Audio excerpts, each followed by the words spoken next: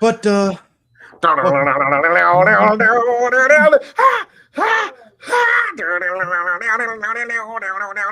Boogie. Now, welcome, ladies and gentlemen. 3BG Podcast. You know, 'tis the season. You know, To be it's jolly. December. To be jolly. For And lore. You know, or if you're Quentin Tarantino, 'tis the season for feet. You know how it is. Jesus, Chris. Look, you knew we were going to talk about it. You knew it was going to be there. Chris, just say dead nigger storage and let's keep it moving. No, Everyone, please welcome to 3BG Podcast. Like, subscribe, tap the bell icon, go to our website, follow all of our socials. You know what to do. I love that we're so seasoned as podcasters that we just said middle finger to the algorithm and it hasn't fucked our numbers up. I love it. Fucking love it. Just putting that out there. Or the fact you don't see D mentally knocking on wood when you said that. Yeah, I know. I had to knock on wood too, like, or the fact that we could we can drop the hardest of R's, and because we're not this color, we get away with it. Exactly, because we can say dead nigger storage, and it means other things other than a white person like Tarantino saying it, and it's like, damn, dude, only thing you're missing is the hood, and it's a rap. Like, my thing is this. Again, you wrote it into the movie. I see why Spike Lee was on site with Quentin when he did that shit. I was like, you know what, Spike? I understand why you were angry. I feel you. You didn't just write it into the movie. You played the character. That said it at least a collective of 5 times. Here's the thing. If it was less than 30 seconds. And I think it would have softened if it was hard R. If it wasn't hard R. If it wasn't Quentin saying it, and if it was another white guy, I think collectively. I don't think it would have mattered. No. Just hear me out. Maybe I'm wrong.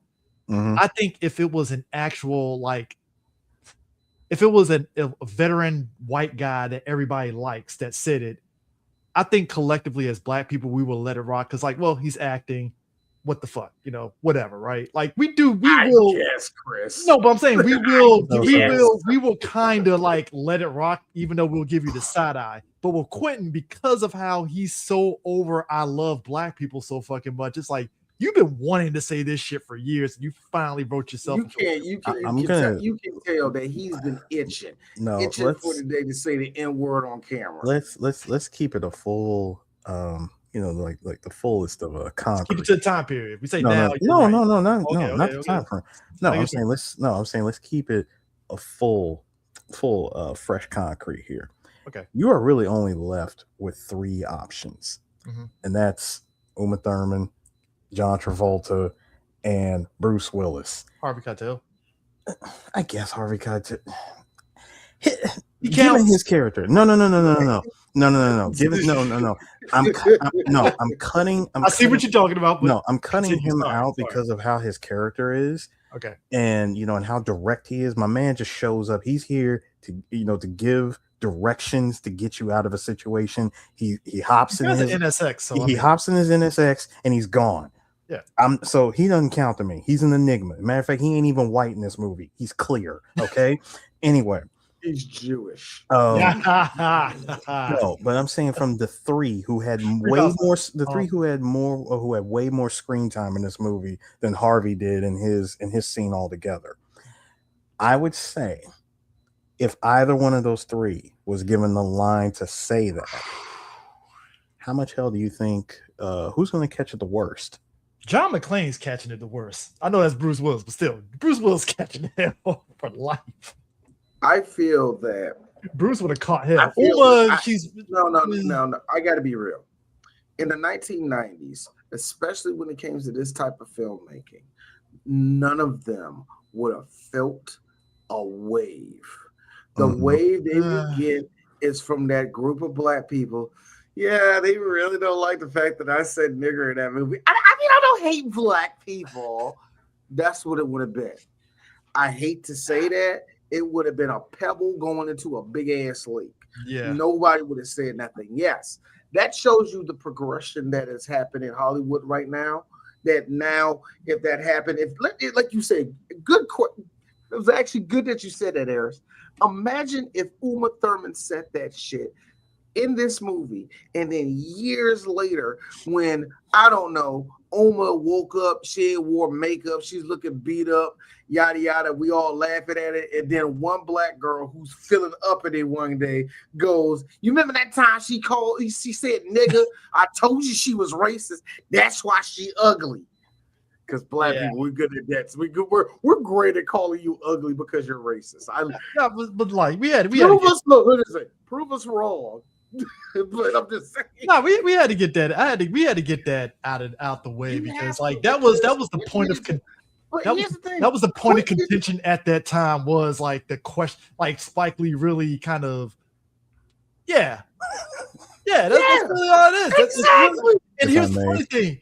Spike Lee clocked it then. If I may, in Django, in Australia, he was, and what I liked was he was so impressed with Jamie Foxx's character. He says, "You really are some kind of blackie." My man has a short list of slurs that he intends to call Negroes. I'm gonna hit all of them. I'm hitting bingo on his card. Can I point out something there though?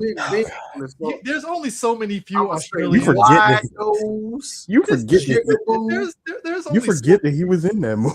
That's what I'm saying. Like I had to look at Quentin in that moment. I'm like, Quentin, you mean to tell me you couldn't get Mel Gibson's anti-Semitic ass in there to fucking say that? Fuck it, why not? You might as well. He's Australian. No. Chris, I think you're missing the point. Yahoo serious right there. What are we doing? Chris, first off, why are you bringing other crackers into this? Second of all, he took away Australian jobs, okay? Nobody wanted those jobs. A Australian job, which I gotta be real. Me and Eris have a theory. That New Zealand girl that has popped up in the movies with Quentin lately. Our theory is. Would you mind? Theory was. Yeah. Go for it. So here's my theory about why we have not seen Uma Thurman in anything Quentin Tarantino in any Tarantino production since Kill Bill Volume 2. Yes. And what I find interesting is just this. You notice that, besides the obvious Panavision film reel footage of her feet inside of the wagon, right? Panavision. And the fact that the movie spent that much time on her feet in the first movie, and then we see the Godzilla foot dive, black feet by the way, because she was buried in dirt when she kicks L Driver in Volume 2. I just like it when Quentin stopped filming so they could bring in IMAX, cameras. Yeah. So hang on. Go ahead. So anyway, so like I said, the Godzilla foot dive, like a drop kick in black feet of Uma Thurman, which was hilarious. Boy. After that, I want to see the grease. I want to see the grease on those suckers. After that, we want to see sauce on those zingers.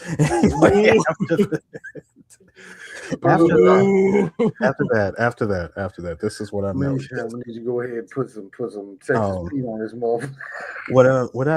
What I have noticed is the New Zealand actress. Shout outs to her. Yeah, Zoe. I forgot her name, but yeah. But shout outs to her. She has just dropped right into the Tarantino universe in a weird way, just pushing Uma Thurman, who was already, no pun intended, both feet out the door, like of the Tarantino universe.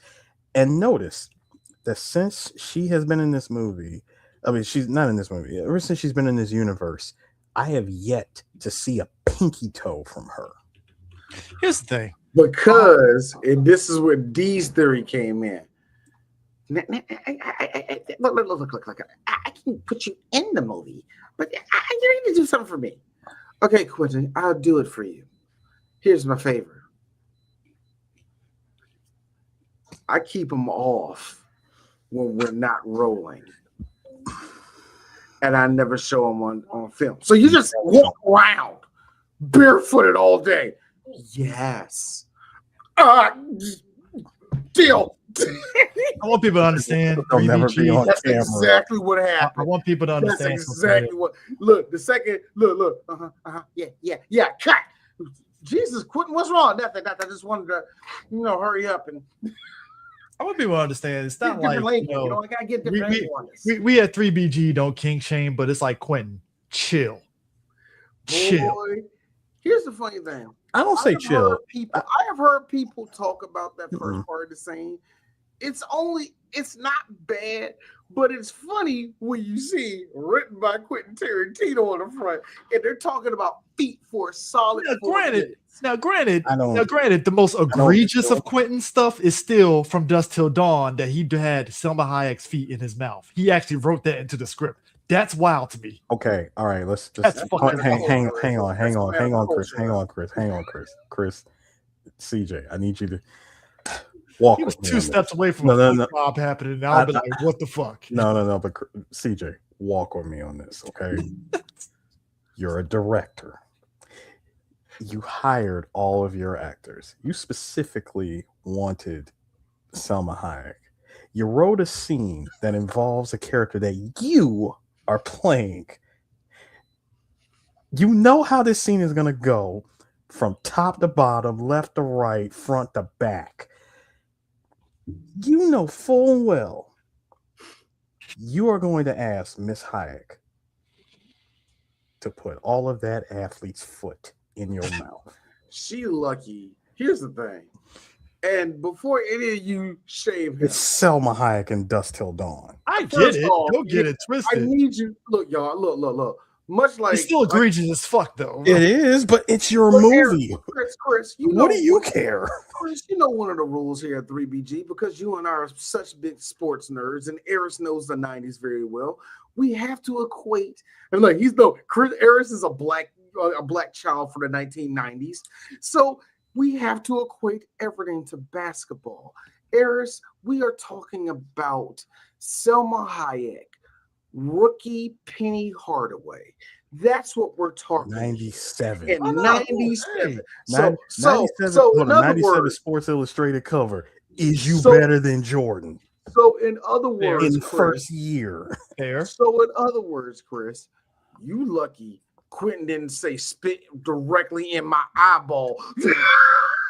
I mean, look, that's foot. Look, and again, know what I said? A foot seems kind of low on the list, but here's the funny thing: when we learn of how much he loves, the lower, the bottom hand, as it were. It's fucking Aeon Flux now. Hands his feet. Shut up. I just realized that. I forgot that one. Remember that one episode they split open and they wind around? Hey, I know Quentin was punching air when he went to go see Aeon Flux. Like, what do you mean their hands? Ah. No. He wasn't punching hands. That was a man that was told, sir, your erection is blocking the projector. Brother,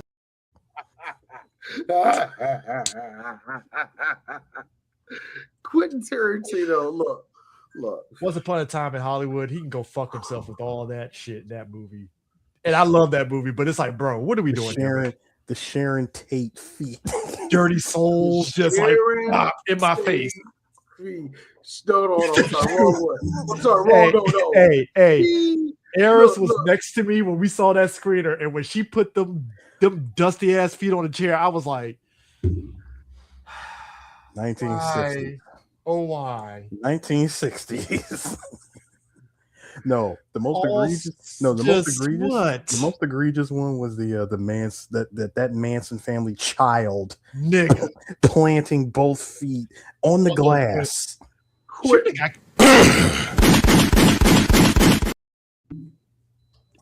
I'm surprised Brad Pitt's character didn't punch her in the face for that shit.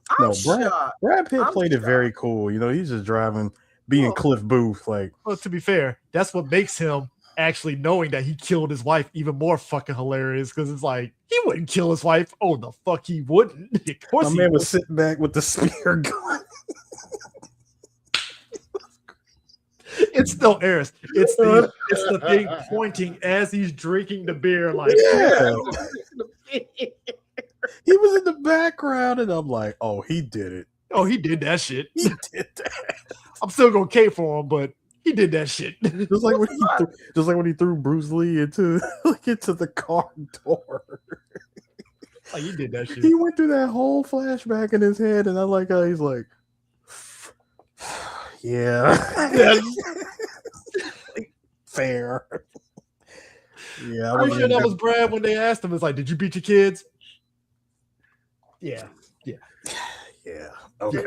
He's like, all right. Yeah, you got me. I like how me and Eris, every time we talk about when it's just me and Eris talking, we're not around mics. We're talking about Quentin Tarantino. Yeah, Eris or me is what it is. Flip a coin, who does it? We the ones that come out like Quentin Tarantino. See, man, violence is all around her. This man, it's on our freaking cereal boxes, man. Quentin Tarantino. They treated him like he was such an innovative director. They treated, and I get why. Because you get like during that time in Hollywood, there was the shift that was coming in. What we see today, what we see corporate interests taking over. It really started. It probably started in the 80s, to be fair, but it really didn't start really kicking off until the 90s, especially when Sony. Columbia started putting out blockbusters like Independence Day and shit like that. Well, we talked about it or when we seen them put out some like Forrest Gump, these big movies, but everything else was their Disney movie and or complete shit. But we said as much in Jay and Silent Bob when we talked about Kevin Smith. He was part of that new group of directors that was old and all that stuff. And I think we talked about it offline where it was like, okay, if you'd have watched this movie linearly, right? Number one, Sam Jackson would have been gone after the first act. But that's not what I was trying to get at. Oh yeah, my bad. Yeah. But what I was trying to get at was no. It's just more so that when it came to Quentin Tarantino, what was missing at the time was what director is going to challenge us. And one of the big criticisms that critics got was you guys hate everything. When in really actuality, critics were tired of seeing the same crap. Because what the 80s did was give us a plethora of creativity. But when we found out what made money, they started repeating the same process over and over and over. What's old is new again. Now, they always do that in Hollywood, but in the 80s, that's where it became a stain, and it's still to this day where you see a repeated process. How many Die Hard clones that we had? How many Under Siege clones have we had? How many Speed clones have we had? Speed clones. That's not necessarily a bad thing. No, hold on, Chris. No. That's what I'm saying. When it comes to creativity, something new. The reason why people get on the MCU and why they're about to really bitch in a second when they see that trailer is you're repeating the same thing. People want to see something new because when you not my captain. Because when you see shut up. When you see all of this shit that's there though, they were asking for something new. Who's going to do this? Who's going to make us see something differently? Reservoir Dogs was really good. I wonder if he's going to make something and then this movie come out of nowhere where the dialogue was just going and going. It was interesting stuff. It was saying fuck a lot. It was saying nigger. It was saying gook and wop. It was edgy. It was edgy, man. Edgy and hip. It was 90s, man. But also, it was the 90s. Also, it was telling us what we need to see, Chris. The Hollywood machine, right? See, the Hollywood machine, they want us to repeat the same thing over and over again. We see cowboys, we see John Wayne. We want to be John Wayne all the time, right? So what we freaking do, we make the kids be like it, man. We need to be beyond that. Okay. I think so. When we think filmmaking, Chris, look at me, Chris. When we think filmmaking, Christopher, we're talking real filmmaking. Something that's going to break the paradigm. They used to say it all the time. Remember that, y'all? You're going to break the fucking paradigm, man. I'll tell you. Hey, think of something. Think of it. Hey. Look, you know what? You know why they hated Alfred Hitchcock? You know why they hated Alfred Hitchcock? Because he wanted to direct his own way. You know why they hated Orson Welles, man? Man was a fucking genius, but he couldn't get out of his own way because his genius was so big and he wanted to do his own way, and they couldn't have that. The reason why they hated Kubrick and the reason why Spielberg gets away with it, but Kubrick did it, is because he accepts what the machine gives him. But I don't accept what the machine gives me, man. I'm fucking different, man. And that's what we're going to do different with this movie. Where's the Coke? Where's the Coke? But here's the thing. Sir, this is a Wendy's. Get your feet off the table. Oh God, I'm sorry. Do you know that's how every white guy that did coke between 1988 and 1992 talked? DD, my head is blown. My head is like currently right now. Woo, that took a lot. My head is kind of exploding right now because you know what's funny is that we're kind of sort of getting the same thing, except it's these grifters being racist. Yeah. Remember when movies were good? See this fucking DEI stuff. Same shit. Chris. Same energy. Chris, you're mixing Shud energy. You really are. You're mixing Shud energy with critics like us who are going, okay, the last 10 years you made these movies. Okay. How many of those all those movies, how many were genre defying? Well, you know, like 10 of them, only 2 of them. That's the problem. That's what how many? Hold up. How many? Really How many movies did you? From a grifting angle. No. How many? No. I'm just saying. Hang on. Yeah. How many? Like out of those 10, how many movies did you make that starred an actor that was better off playing a co-star and cannot carry a movie by himself? That's historically a thing. I got a good crazy question. part about Chris, you're one of these people. Okay. If I go back into a movie theater and you give me the same romantic comedy, the same setup, the same Okay. D, listen to me. Okay.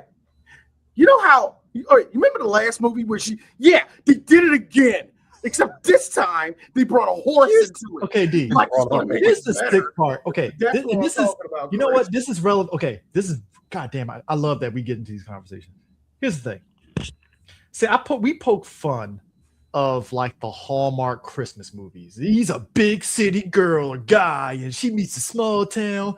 We make fun of it, but like there's an appreciation for that thing because at the end of the day, it makes people happy, right? Yeah. Tyler Perry, this is a good example of this. Tyler Perry tried to do that with Finding Joy, but Tyler Perry did not know how to get out of his own way because he started the first 15 minutes of this movie. He's like, all right, Tyler, you saw the formula. Go Hallmark, go happy. Shenanigans, right? Black girl that goes out with a white guy that needs to. Oh no, it was actually different. She thought that this white guy liked her, but turned out he actually had a fiance who was white, and shenanigans. It starts off that way, like, case of mistaken. I'm like, all right, Tyler, interesting. Okay, cool, right? Right? No amount of Jesus is saving you for the next 90 minutes. He had me for a moment, like, okay, Tyler, you saw a formula and you're just making it black. All right, cool. I can dig this and stuff. And then all of a sudden, the black guy and the black girl are trauma dumping on each other. I'm like, God damn it, Tyler. Wait, they're trauma dumping on each other? Thank you. The guy saves her because she falls into this lake and he saves her. It's in the middle of winter and shit, right? And it's like, all right, cool. Okay. You know, and this the whole, I'm an outdoorsman. She's a big city girl, so she doesn't know about outhouses. All right, it's a funny joke. I ain't gonna lie. It's stupid, but it's funny. Yeah, right? And then all of a sudden, it turns into, so you know, my mom died, and you know, we had unresolved, and I'm like, whoa, hold on here, what's going on? Are you real, Chris? This sounds like a movie D needs to watch. Are you real right now? You should, because you're gonna be like, wait a minute, where did this come from? Harris, in the trailer, it looked like a Hallmark movie, and I was I'm not about to watch this shit. Yeah. So you mean to tell me it goes that way? The trailer gives off Hallmark Christmas energy, and then it's like Yeah, but anyways, but it goes into what you're saying, where it's like, I think people don't mind you taking big swings. It's just that big swing better be good. And And Pulp Fiction was the big swing that was like, number one, you have a movie that told a story non-linearly, which was a big deal because most people, we're used to watching a movie that has a beginning, middle, end. It's, and you you know, need you see a journey. you see a journey. You need a protagonist. You need a hero there. But he And decided we're going to go different. We're going to give you, well, when the movie starts off with Honey Bunny and what's his face, they're in that Roth. Yeah, and Roth. They're robbing it. You're like, okay, this must be some random, because they're having a good conversation of the nature of what's safe to rob, and then they land on, hey, rob restaurants. There's no cops here, and nobody's gonna be a hero. All right, cool. And it's actually a pretty funny and interesting conversation when you think about it. And then boom, you cut to Sam Jackson and John Travolta talking, and you're like, okay, so maybe this is the beginning of the movie. But then as the movie keeps going, it skips because you go from that to, oh, Uma and Vince are going on a dinner date, and you're like, wait a minute, what the fuck happened? And you assume that, and so that's where it fucks you up when it gets to that second part. You're like, hold up, what the fuck happened? Like, what happened? I call all right. me and the wife got into an argument, a real nasty argument, because she likes this movie and Dee doesn't like the movie. Really? But because it felt like a Tarantino clone, which is Lucky Number 11. And I hated that movie. My wife loved it. I love Lucky Number 11. It was that. The dialogue was, to me, it was like this. This gutless Pulp Fiction. But everybody loved it at the time. Movie gross. But that time period was that? That's what everybody wanted. Yeah. So it's like that's what they wanted. Like this, you know, a movie that's like that right now. It's not in the same vein, but the dialogue is very snappy and very witty and very wink at the audience. And if you're like me or anybody that got a pulse, this is some obnoxious bullshit, which is now you was it Now You See Me, Now You Don't? Was it Now You See Me? All third one. Now You See Me. Oh my goodness! All three of them. Look, I'm gonna make it real real. The first one, I didn't like it, but you know what? Hey, people around me like it. I like magic. Cool. It's like cool. Here's me sequel. I think you didn't need to do it. But you didn't need to. Come on, guys. You brought Harry Potter into the focus. Magic. How many times, guys, have in running off to the side, leaping into the air, and turning into a flock of birds? Yeah. That was kind of cool. Not gonna lie. I like how Three Black Geeks. We have said this several times. Hey, D, this movie's coming out. Did you need to make a second one? Oh, we say that all the time. Actually, that was D when Anaconda came up. Look, I already told you. I knew it was going to lean. And we said, hey, guys, it was kind of fuck you, Chris. I knew you was going to say that. I don't trust you. So anyway, but no. And I just refuse to go. But that's what Pulp Fiction was. It was this big, like, oh my God, it's doing something so crazy and ridiculous. It's non-linear. Yeah. What really was, this is also during that time. Choose your own adventure in movie form. Exactly. Yes. This is one of those games where when you look at a lot of directors that are really good, a lot of people go, of course, you go to their stuff in the beginning of their career and very in the middle. Mm-hmm. And for Tarantino, a lot of his his early stuff, you can tell what he really want to put in a movie, right? Well, as far as like shots and all that, the shot that sticks out to me in this movie, and Eris, I want to know, did you see what I see? Bruce Willis walking through that yard, or across the yard into the house, and all that. Here's the thing. I don't know why, but I liked it. I mean, it was a very unique shot. It's a very we're watching. I can smell what it smells like outside. I can hear, like, I have my headphones on, so I can hear everything. You hear the TV in other apartments that's playing as he's walking past it. But I think what made that scene work, like I walked through a hallway or through a neighborhood, and they had that same experience. So that whole those shots that I love the most. It's really the sequence for me. like we're gonna be all over the place, but the sequence for me, that's why I love the whole like, okay, like you said, he's walking in there and it didn't feel like stylized. It felt very much like how all of us would walk through a backyard, just kind of like, all right, we're walking through, even all the way up until when he's putting the key in the door, which as somebody that has snuck into the house late at night, I feel him on that. And he's doing that whole, and it's like, all right, and then he closes it. And it's like, all right, then. And then just the subtle moment of, oh, of course you left the watch there, opens the Pop-Tarts, just that. But it's when he left that I love the shot. And then that famous shot of Vin Rames like,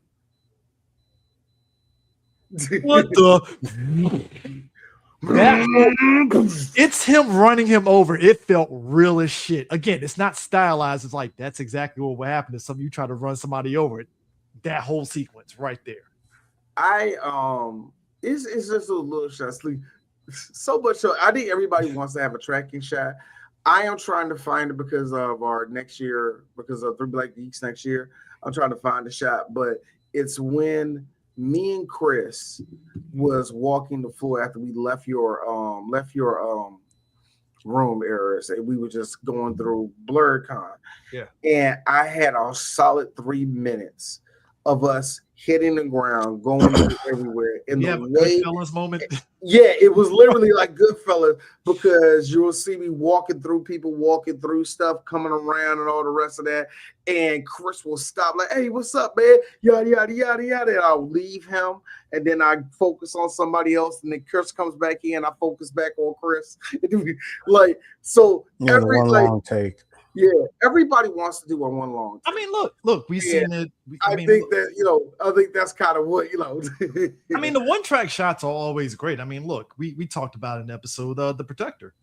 That whole stair sequence, that whole thing, like the fact that you, like I said, like Eric said, like the whole thing with Goodfellas, the one track shot of them walking through. It's always great to get that uninterrupted.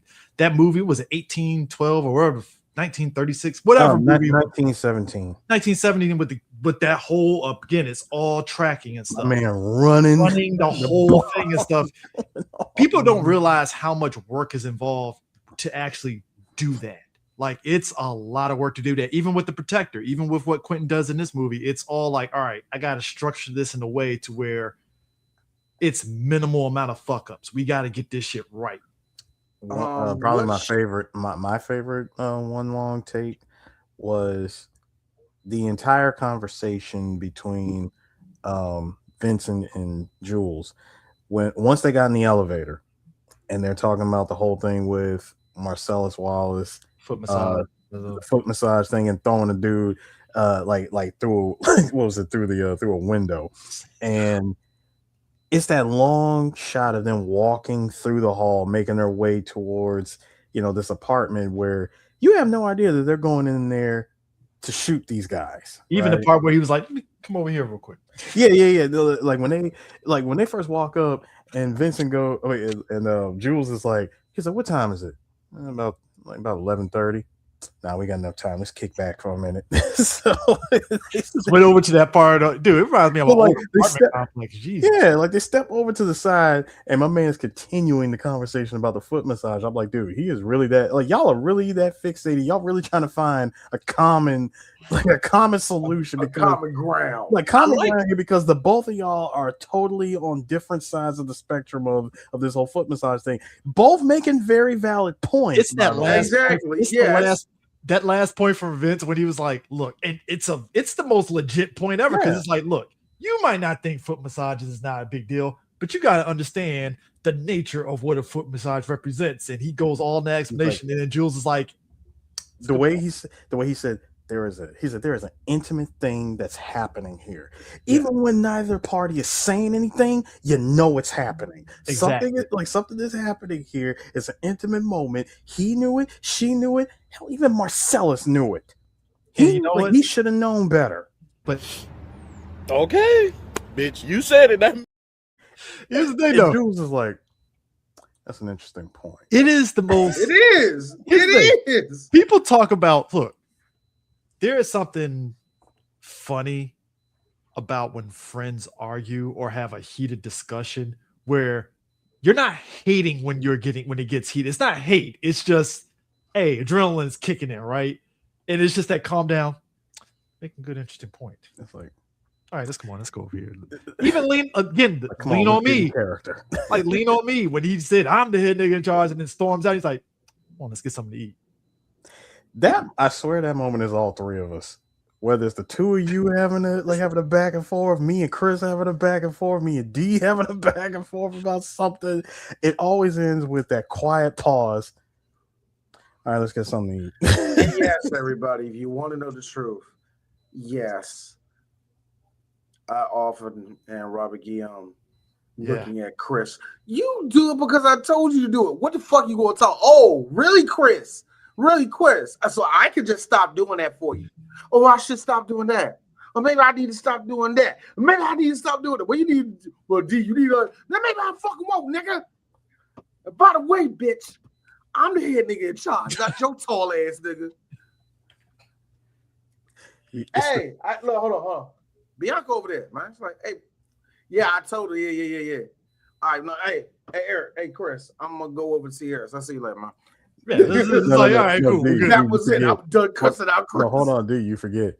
It's the snatching of the briefcase. The way that you snatch. That's you. Let me tell y'all something. Eris, like I said, everybody. I told this to my dad. My dad got mad at me. He thought I was calling him gay. I'm like, no, pops. What I'm saying is, every young black man that had a good black mother acts like their mother in certain ways. Yes. Mine is my dad pointed that shit out to me a couple of times, and I got offended. Like, what you mean? Like me, when D is done and he's passive, the little really sucks. The fuck you want me to do about it? I got that from my mama. It's really sassy. I got that from mom. For Eris, it's the dramatic walks. You ever see Eris walk in a room? Man, if I would have acted Eric, these sons of bitches. If I would follow your mom, if I would have followed your mom in 1997 at a workplace, she would probably do the same thing. I wouldn't be surprised. The little Eris will grab and walk. I mean, just. That's Eris. I'm sorry. I just caught that. No. And it's totally justified. And I'm totally justified. I have seen Eris pick up that big ass DJ duffel bag. I swing the bag around as if it only weighed a pound. You ever see ZZ Top do the little thing with the guitars and just flip it around? Imagine Eris putting that bag around his neck, spinning it, clapping it, looking like an anime character. Who was not Vash Stampede, nigga with the cross, Wolfwood. Yeah, that's how Eris looks like. So here's the sick part about it, right? Eris would do that.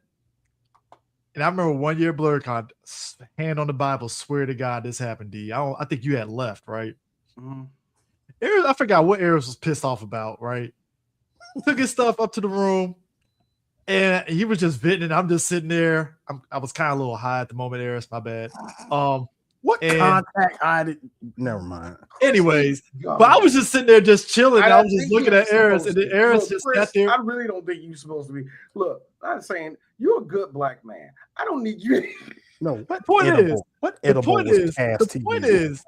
is, I sat there for a minute looking at Eris. Eris had a brief pause, and it looked at me. It was like, "So, you want to get some chicken from that food truck downstairs?" I was like, "Sure, hey, let's go.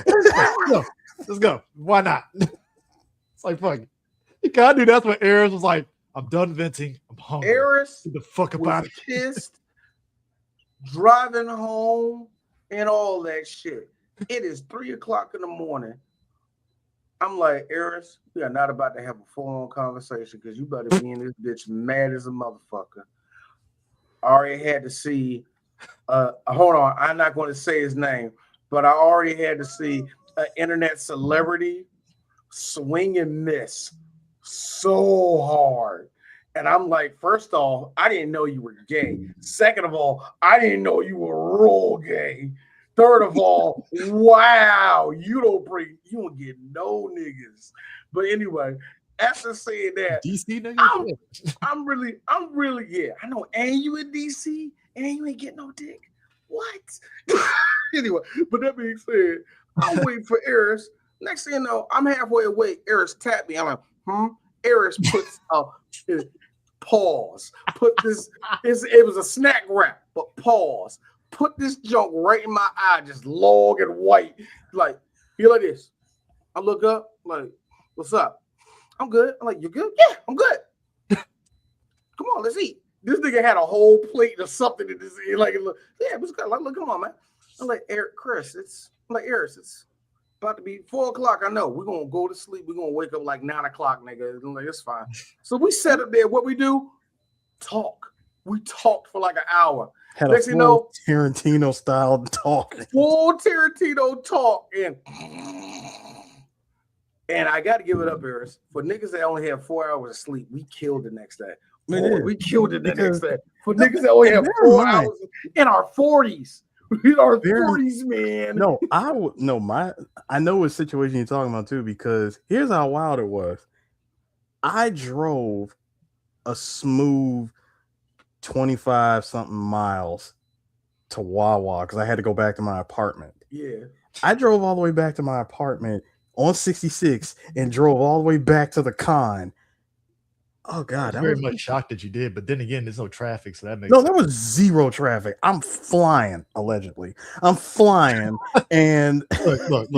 It's not like they're gonna kick down your door and then all of a sudden throw a ticket at your ass. Look, CJ. I'm not giving no kinds of evidence. Okay, ICE is not gonna kick down your door. I'm not worried about ICE. I'm going wood on that. But that's not the point. That's not the point. I'm not giving no out of context nonsense. I'm not giving no. We're not doing this. Anyway, allegedly. Eris Martinez, you are hereby. It's Lowenbrow. I don't know where you get Martinez, but anyway, allegedly, I'm flying. I get to Wawa and I go, I'm calling up D too. I was like, hey D, they ain't got this one, but I can get this sandwich for you. This man, I get back. He was knocked out. Here I am, Johnny on the spot. Hey D. Like I said, food. Yeah, but anyways, but like it was like something out of a Tarantino movie. And I have to say, yes, it was out of a Tarantino movie, because the shit I heard homeboy say wearing that Tim Curry get up from Rocky Horror Picture Show. By the way, I saw an anime influencer's ball sack. I didn't ask for that. Sir. I didn't ask for that. Sir. This is not me swiping up and I see your hands on your hips and you all saying no. Sir. I saw your nutsack, nigga. Sir, I didn't want to. It is BlurCon. You're gonna see yeeks and balls. It's a summer madness too. Yeah, I know, right? In the winter, I hope it's fucking 30 degrees. No. This is back when Summer Madness was done. No, when it was done during that summer. I'm mad that you said yeeks and balls. Look, bro, I don't make the rules. All right, you know how it is at these conventions. Just is what it is, you know. Just that's my God, you know. Yeeks and balls. But here's the thing about Pulp Fiction. There was two things happening. One, the non-linear storytelling, it blew everybody's mind at the time and stuff. I'm putting this mostly on Gen Xers that were like jerking themselves off in excitement for the non-linear storytelling. But two, and this is the biggest one, John Travolta was almost up the fuck up out of here in Hollywood. Because here's the thing. The year before Pulp Fiction, you know what movie John Travolta did? Take a guess. You probably have it at the tip of your tongue. It wasn't an action movie. Right? I don't remember. I don't want to. Look who's talking now. Oh yeah. That movie. The dog. That movie with the dogs talking. That shit was so fucking terrible. People were like, "Fuck you, John Travolta." Here's my thing. You know how bad it is when you do a third movie of a series that nobody fucking asked for, and they said, "Hey, you out of here." Now, I'm saying this for my father. Dad, I seen exactly what you saw. John Travolta is a corny white man. Yes, he is. Boy, what was the voice he was doing in this? What wannabe 1970s wigger accent did he have? Look, this is the movie. He was trying to talk jive. But here's the thing with Julius through this whole movie. Bro. And by the way, Quentin Tarantino, F you. That is the most nigger name you could have given him. Vincent Vega. No, this is Vincent Vega. Huh? No, I'm talking about Sam Jackson. Jules, not Julius. Jules. That is the bad motherfucker on the wallet because black, right? And he got Afro a girl. And he's a jury girl. And he got Afro pick. He's a bad motherfucker. The person you think about Shaft. You think about Fred Williamson when you think about him. Like, no, when you talk like him, you have to scrunch up your nose. And you have to say Fred Williamson like 5 times because he loves Fred Williamson. Yeah. By the way, I was talking to the wife about this, and I was like, you know what? It ain't the fact that you wrote the word nigger in there for me. It's the fact that Quentin is really bad at acting. Because here's my thing. It's never been Quentin's strong suit. It's not like you're wrong. Just throw this out here, Chris. Let me just throw this out here. This is not even this is actually this is a damning condemnation, but I want you to really see where I'm coming at this. I'm not trying to throw ill will at him. This is what I'm trying to say, okay? If I had directed this movie, and it was time for me to deliver the dead nigga storage line, it would have actual pace in it. Like, I got a question real quick, nigga. I got a question. Does this say dead nigga storage line? Why the fuck? There will be action. There will be life into it. It's not. You're not. But when he delivers it, it is so wooden. Because he says it. He says it. And tell me something, guys. Did Angie make a point? Angie was like, you would think he would have overacted. That's the thing. It's like something that you wrote and also you are directing. If anything, I think you would be overacting. Here's the thing. The way it's played up, okay, and I think it goes to your point of him being a bad actor. You posit the fact that his character woke up at the ass crack of dawn with these 2 guys calling him about a dead body. Yeah. So while I get he was trying to sound calmly agitated, and granted, there probably are people that are calmly agitated. Like you said, the delivery of it, honestly, I would have went a little bit over the top, like dial it up like 3 or 4 notches above what you're doing it tonally. Because at least then it's like, all right, cool. Like, I mean, let's really think about it here. It's 7:00 in the morning. Ain't nobody had no coffee. No coffee. Errors. You about to bring a dead body to my house? All right, errors. Put it this way. Imagine it's somebody you know. He's only been to your house once, but you really don't know him like that, but you cool with him. And he comes to your house with with brain in his jury curl. I think I would be more of, I don't have dead nigger storage outside of my house. You're mildly. Was there a sign? Did you happen to miss that sign? Yeah, it's just emphasizing his annoyance because he had the look. Don't get it twisted. I did like the look. Chris. He always looks that way. Okay, he was in the house. He was in the house robe, visually annoyed. Harris, you did it right there. Is there a sign out there? I would have been over the top. Is there a sign outside? No. Does it say dead nigga stores? Then why are you bringing dead niggas to my house? No. Why? No. Like when he asked, did you see the sign? And Sam says no. He says okay. And why is that? He said, like, do you know why that is? Why? It ain't there because storing dead niggers ain't my business. I mean, look, it's that. That's why.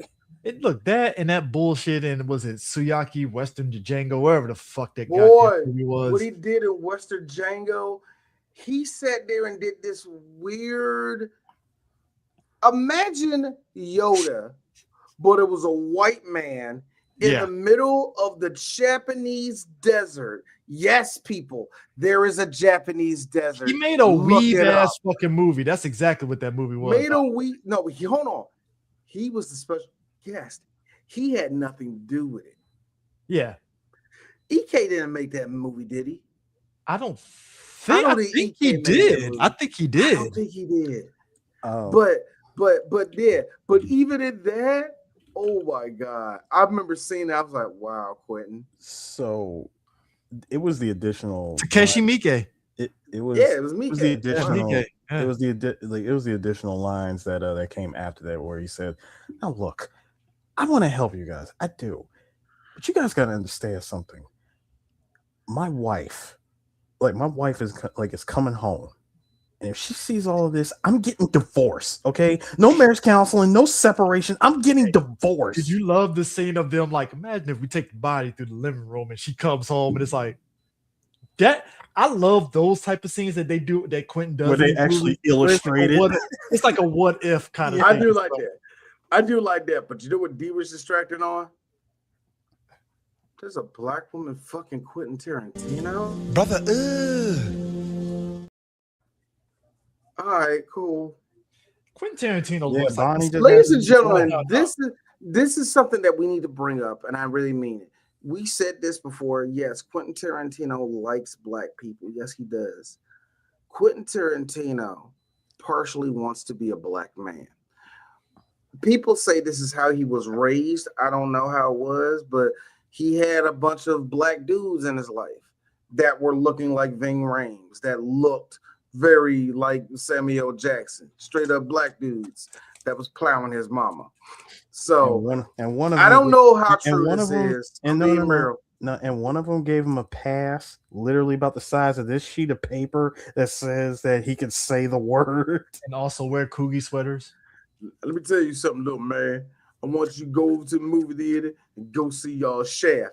But Shaft is a black movie. You sure I can go over there, mister? Go ahead, man. Be over there for 2 hours at least. Thanks, Mean Green. Yeah, sure. Whatever, nigga. Nah, but like, oh my God. Yeah. That was a thing. I'm sure Margaret Cho is regretting that. Hold on.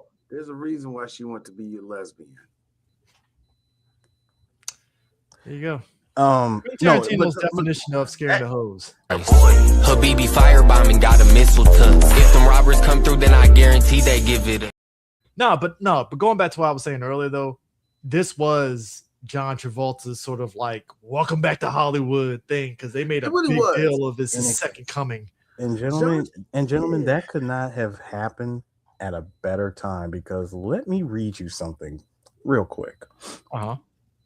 John Travolta plays Vincent Vega, who's Jules' partner in crime, working for Marcellus Wallace. Tarantino cast Travolta in Pulp Fiction because Michael Madsen, who played Vic Vega in Reservoir Dogs, chose to appear in Kevin Costner's Wyatt Earp instead.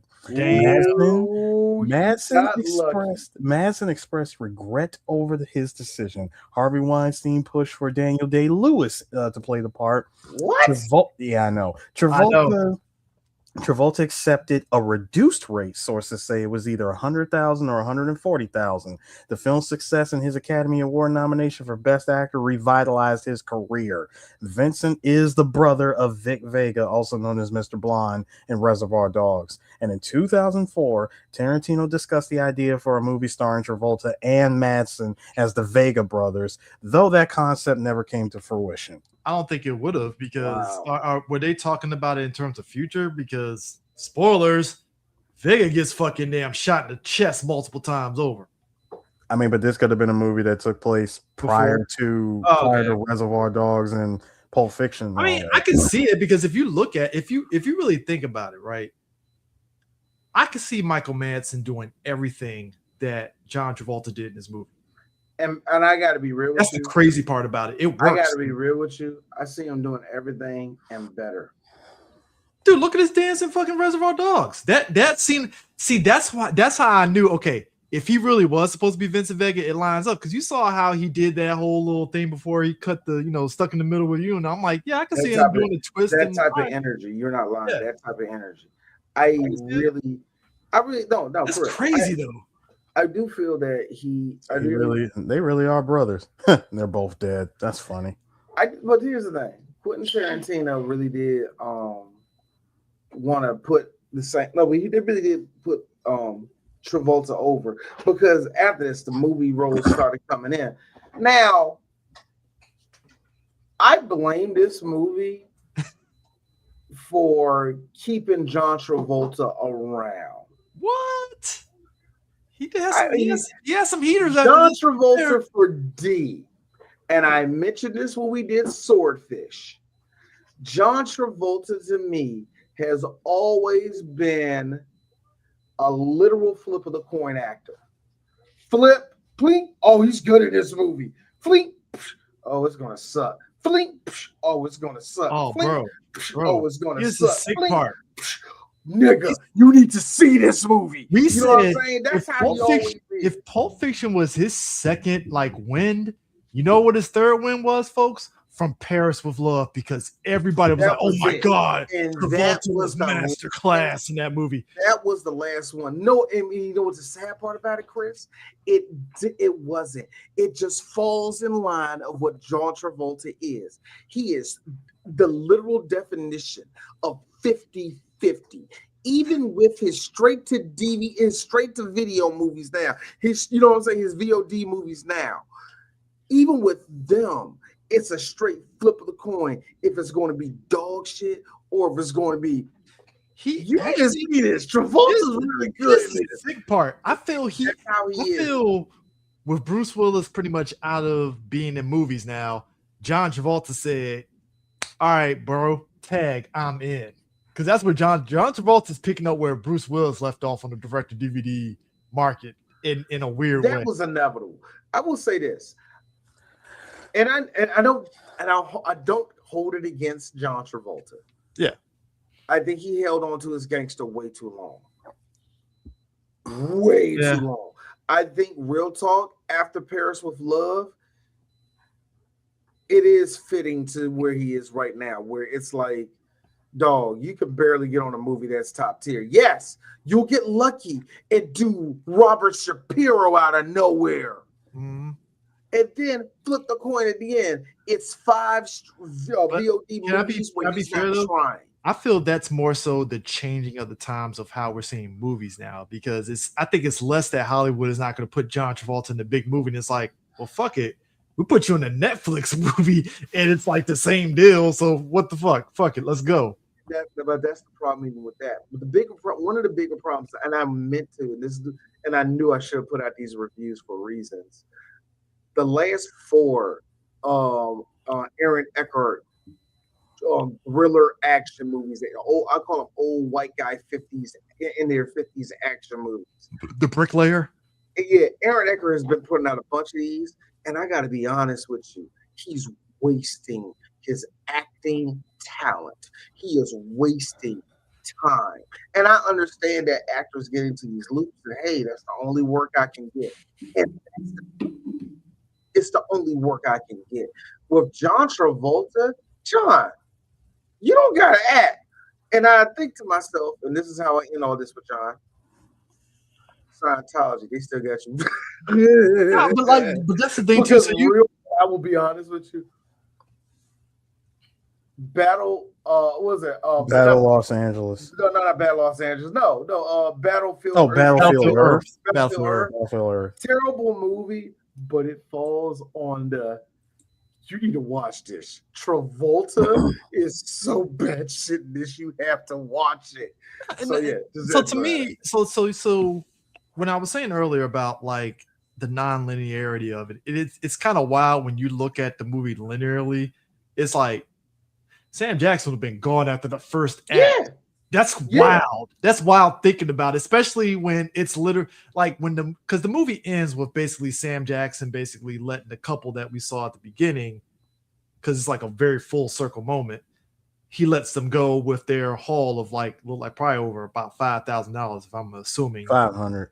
Probably, well, no, you remember 1,500 plus whatever was in 1,500. those wallets. And I'm gonna say at the most to 2,600. I'm 26. Yeah, about 26. Yeah, so like About he lets 2,600 them at the go, very but most. you realize like he had this moment of clarity and just like, yo, I almost died. I'm fucking up out of here. But you don't think about it until like you see that everything go full circle, and you're like, if this was linear, I don't know if that would have hit if you watch this movie linearly compared to like how it is with that. Here's the thing. Go ahead. I'm sorry. I was just going to mention, so there's 7 sequences throughout this entire movie, right? Yeah. To run through it chronologically, 4A, which would be the flashback of the gold watch, then the which, by the way, then, Eris, what? The flashback of the gold watch. I just got to put this out here. This has to be, in my opinion, this is the most famous scene in the movie. Oh yeah. I know a lot of people, Chris mention Walken this, but for me, it's Christopher Walken and the watch up the ass. Yeah. So it would have been the flashback with the gold watch. Then it would have been sequence 2, which was which was going to be like, was it the prelude to Vince Vega and Marcellus's wife? That whole conversation. Yeah. Then it would have been sequence 6, which was the Bonnie situation. Yep. Then it goes back to 1, which is the diner situation, just the conversation in the diner. Then it goes to 7, which was, like you said, the epilogue where Jules gives the wallet. No, he keeps the wallet but gives him the money. Then we go to part 3, which is Vince Vega and Marcellus's wife. Then 4B, which was the present day situation of the gold watch. And then finally we ended with the gold watch episode. Yeah. Which would have literally been like, hey, Zed's dead. Yep, and that's how the whole thing ends. It's like credits. But like, I think if you did it that way, certain things definitely would have been like, so what was really the through line to what the fuck was happening? Because it wouldn't have made sense. And I think being non-linear makes it to where it's a kind of a full circle moment to just everything that's been happening with these characters in the movie. So it's like, oh, okay, cool. That works. That whole like, hey, I have a moment. I'm going to walk the earth like King from Kung Fu because I almost died. Or I would like to believe that in his walking on the earth, he made his way to El Paso, Texas, and became a piano player and decided to play for one Uma Thurman, who calls herself Arlene Machiavelli. Somebody theorized that. Yeah, it's a theory. It's definitely a theory. Even though, he changed his name to Rufus, and he just plays the organ. Apparently, he just gets shot up because he don't know how to defend himself. He didn't just get shut up. Apparently, he was the poor colored guy who got the poor colored people. The self-restraint from Quentin not to say nigger. It was the poor colored fellow who played the organ. That's what poor colored fella. The poor colored fella. I feel that's so much worse than the hard ER. When it comes to Tarantino, remember, we had during this time the only director that was breaking the mold was David Lynch. But David Lynch decided to do something that nobody else was doing. Twin Peaks. What's that? Twin Peaks. Is it a movie? No, it's on television and it's going to be amazing. And a lot of people are going to be like, what was the midget for? What does all this mean? And you're going to be asking questions and it's going to be awesome. And it's like, really, David? I don't think this 2 seasons later. My God. This is amazing. Well, give me a minute. I think I'm going to do Mulholland Drive, but I don't know if I want to do it yet. Pause Twin Peaks for a whole year. He was one of the first people to do that shit, by the way. Pause production for a whole year, then come back to it. I don't know how he did it, but anyway. But David Lynch, David Lynch at the time was the only really director that was really busting the walls of what is conventional storytelling. Yeah. And when Tarantino did this, it's pretty damn good. The reason why people attracted themselves to, like you said, Kevin Smith movies was because there was a very raw rebellion to it where it was like, yeah, there's lines, but I could really tell that none of you are reciting them word for word. Yes, they were, because Kevin really hates that shit. but No, but that's the still, thing. Yeah, you're doing it raw. was- It's raw storytelling. It's raw storytelling. Because and like this if is- you really think and about this- it, and you got also, and I just want to put it out there. Yeah. What a lot of people thought was like avant-garde directing was Madonna, like in black and white, doing the first time I had sex, I was a little girl, and then they show like a cat walking across the street. It's one of those full of crap '90s art things, and that wasn't touching nobody. You know but what I mean? the rawness of the movie, because of its non-linearity, you're able to tell a story of like how these different characters tick.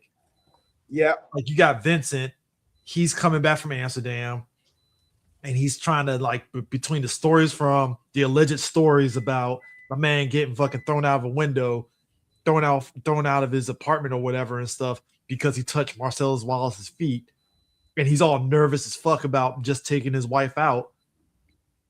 And then when she sits there and delivers that line, yeah, you boys sit there and gossip and stuff, but yeah, I shook his hand. That's it. I don't know what the hell happened between him and Marcellus, but hey, he never touched my feet or nothing. And it's like, oh, so it was probably something else.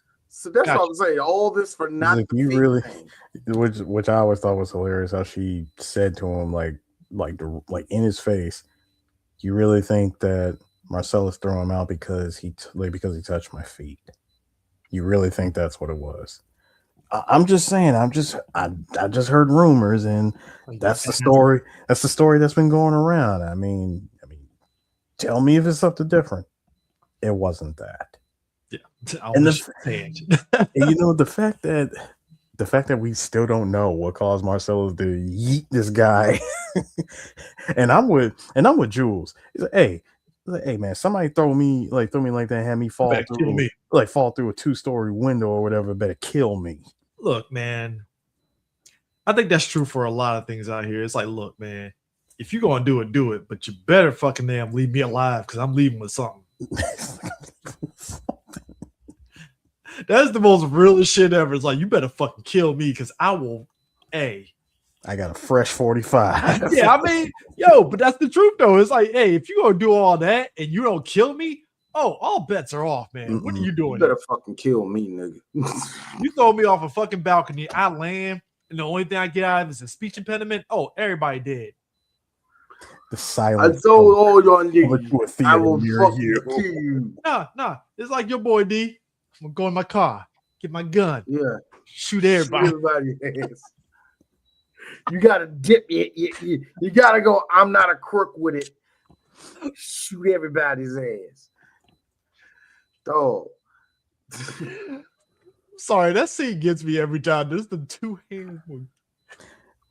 That during that conversation, by the way, the that $5 milkshake in 1994 money. That feels like that's a Five Guys shake. It is a Five Guys shake. A $5 milkshake in 94. That has to be.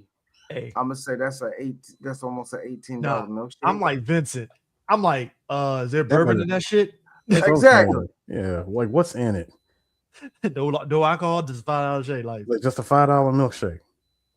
Like, all right, now I gotta see what a $5 milkshake tastes like. My man took one good sip and was like, bruh, okay, that's a good milkshake. It is $5. Somebody theorized that if it is $5, they had to have been like imported ice cream, which would make sense. Yeah, that would make sense. The imported ice cream is a specialty. Real talk, I kind of like the diner aesthetics of this restaurant, even though it's like, I know it has a very segregated coating to it a little bit. Chris, look. I understand. Those diners were probably torn down in 2002. So it's okay. I do miss those diners. The problem about it is I don't think people want to admit that the food is actually bad in diners like that. What really? I don't know, man. The closest we got is Silver Diner. Let's put it in that franchise. That's a franchise. I know it's a franchise. But let's put it in. All right. Let's put it in. Ew. And I don't know. No. For the audience, I don't know what your local hotspot is, but think of your local let's just say in our case, let's say Milk and Honey. Mm. All right, we know how they are. You know what I mean? We know how he is. Now, can you imagine if there was Milk and Honeys on every fucking corner? All right, and people cloning the same thing. Or the green turtle. Yeah. Yeah. Speaking of which, the green turtle is gone. Where? No, it ain't. There's like one more left. Where at? Brandywine. The one that Brandywine got it. Because the one they closed down, the good one up in Hyattsville, but by Hyattsville, gone. I'm telling you, man. But like Bubba Gumps, man. This capitalism is, man. Woo! This capitalism is killing all the good spots, bro. Who knew? I thought it was supposed to help. Nah, but there is something like, look, I like the diner aesthetic vibes because, again, it's celebrating the 1950s and all that stuff. And I like how, again, it's like if you are a fan of old Hollywood, just the dialogue between these two when they're talking about like who's a server and all that stuff, it's like, oh yeah, that was a real thing. I keep forgetting about that. Okay, no, that's not Marilyn Monroe. That's actually, what was it? He said it wasn't Marilyn Monroe. It was I forgot the name of the other actress. I know you talking. I forgot her name. I know you. I don't remember the line. I know you talk. I know who she is when I see her. Yeah, the one that was pretty, but it wasn't Marilyn Monroe. Yeah, that bit, by the way, of them participating in the twist contest, which, oh my God, Uma Thurman. Everybody hyped the fuck out of it. No, you know what? It's Uma Thurman dancing barefoot. Oh, you know, Quentin was like, "Oh my God." And John, being a dancer, was out there doing his thing. I like how John Travolta can dance, and then he really can't dance. Like, here's the thing: if you look at Saturday Night Fever, here's what I mean. If you look at Saturday Night Fever, it's like he got some white guy moves. All right, it's like regular white guy moves, right? And then you see the sequel to Saturday Night Fever, and it's this Xanadu dramatic jumping, leaping, and you're like, how John is nailing this. How is John nailing? It's so funny that he can dance and not dance at the same time. I get where you're coming from. The stuff where you say that he dances, you know where that went to. Where'd it go to? The King of Pop. What? They're serious. It went to him. Mike. Oh, there's a lot of stuff that Mike learned from watching John Travolta. What? So, if you were to look at all of The Way You Make Me Feel, that whole video, he pulled that stuff from Grease. Oh yeah. That doesn't count. Other dance moves, the whole pointing thing from Saturday Night Fever. And I gotta be right. I gotta be honest. Got that from him. Now here's me. I gotta be honest with you, Mike. That was all nigga shit to me. Sure, but well, look. I'm sorry. Let's just be real. Not nigga shit. Like Spanish, you look that way, and the girl you were hollering at, this looked like it was more made for like Puerto Rican niggas than it was for black people. Like high yellow niggas can fuck with this song. It sounds like all three of us sound like we're too dark to love like this song. Because the way you looked in the movie, you looked like you were going to help out Edward James Olmos in jail in that jail movie. You look like you was about to back him up in that joint. Was it American Me? Michael didn't look like a nigga in that movie, in that video. That's all I'm trying to say.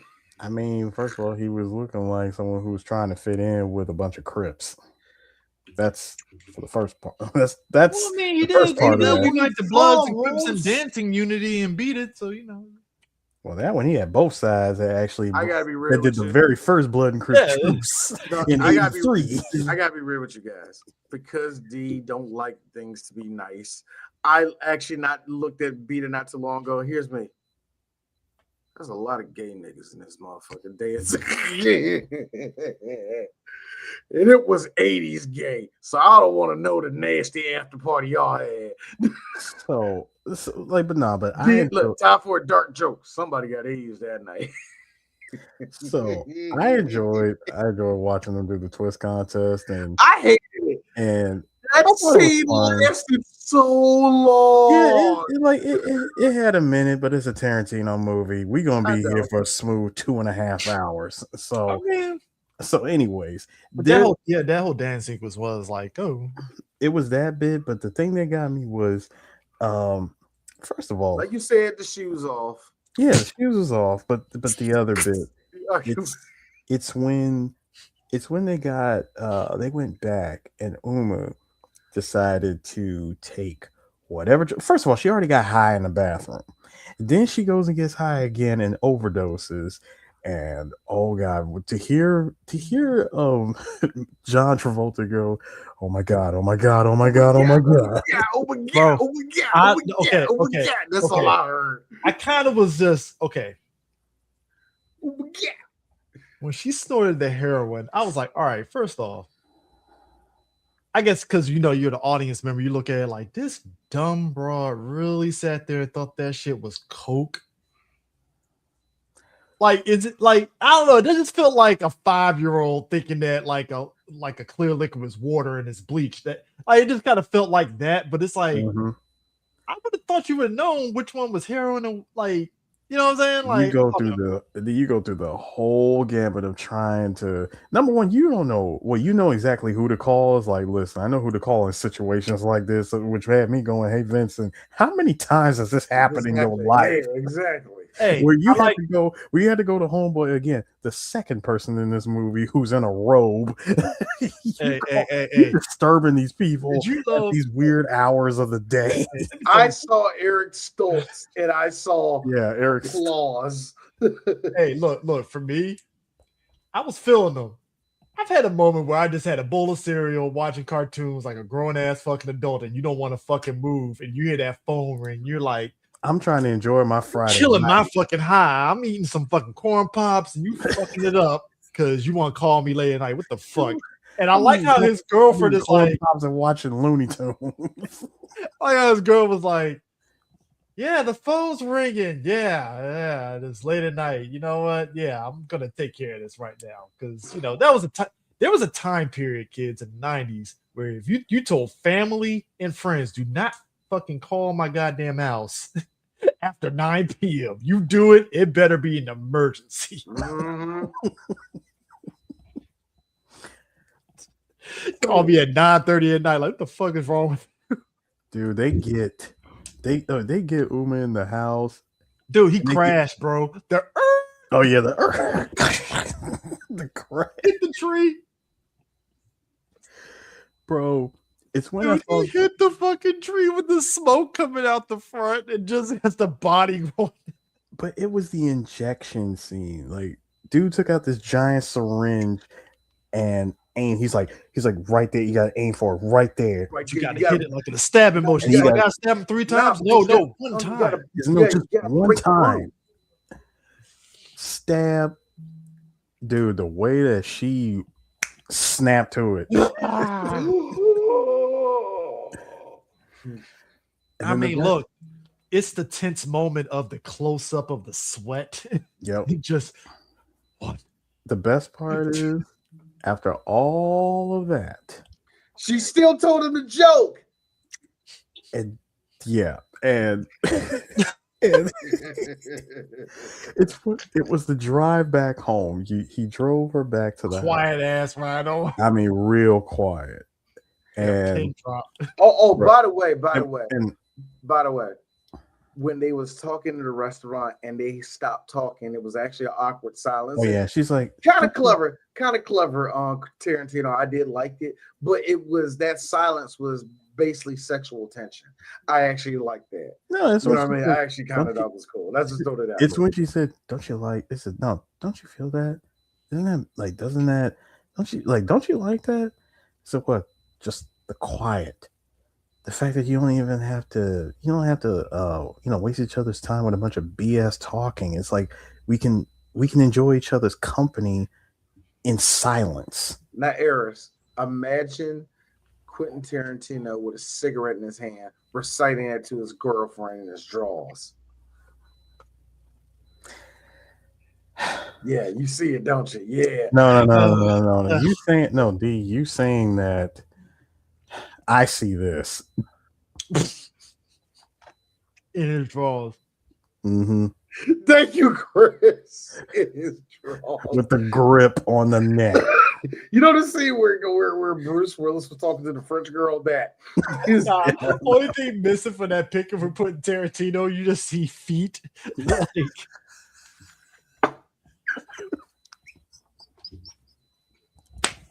he's not even talking to her. He's got his hand around the foot. You got her hand around the foot. I'm not talking to the rest of the body. I'm talking to the feet here. At the end of that, I love you, babe. Kisses are on the top of the big toe. Habibi firebombing got a missile tuck. If them robbers come through, then I guarantee they give it a lifestyle huge. This Nah, it's the peck. It's that peck. Like it's the peck where you're going in for a kiss, but you're able to sneak a lick out. That's what Clint did. So it's when they get back. Chris saw me. I saw you too. No, what I was trying to say was he takes when he finally gets her back to her house, and she tells him, "Listen, I can keep a secret as long as you can. Nobody needs to know about any of this." Vic, hey. I'll take it to my grave. Promises. I mean, look. I mean, that's I'm going to sleep. No, I like so. That was the craziest date ever. But I like how, because like I said before, she's okay. Her snorting the heroin, and then she realized immediately something's wrong. She's like, Oh yeah, as soon as she took one shot of that and started freaking out, and I'm like, yeah, you thought that was coke? Why? To be honest with you, this movie was my intro to see like this is how they shoot up heroin. I never knew like the process, and just seeing this like holy shit, like that's like when he had a bag for it, I was like, you have a specialized bag? God damn, like yo, you know what?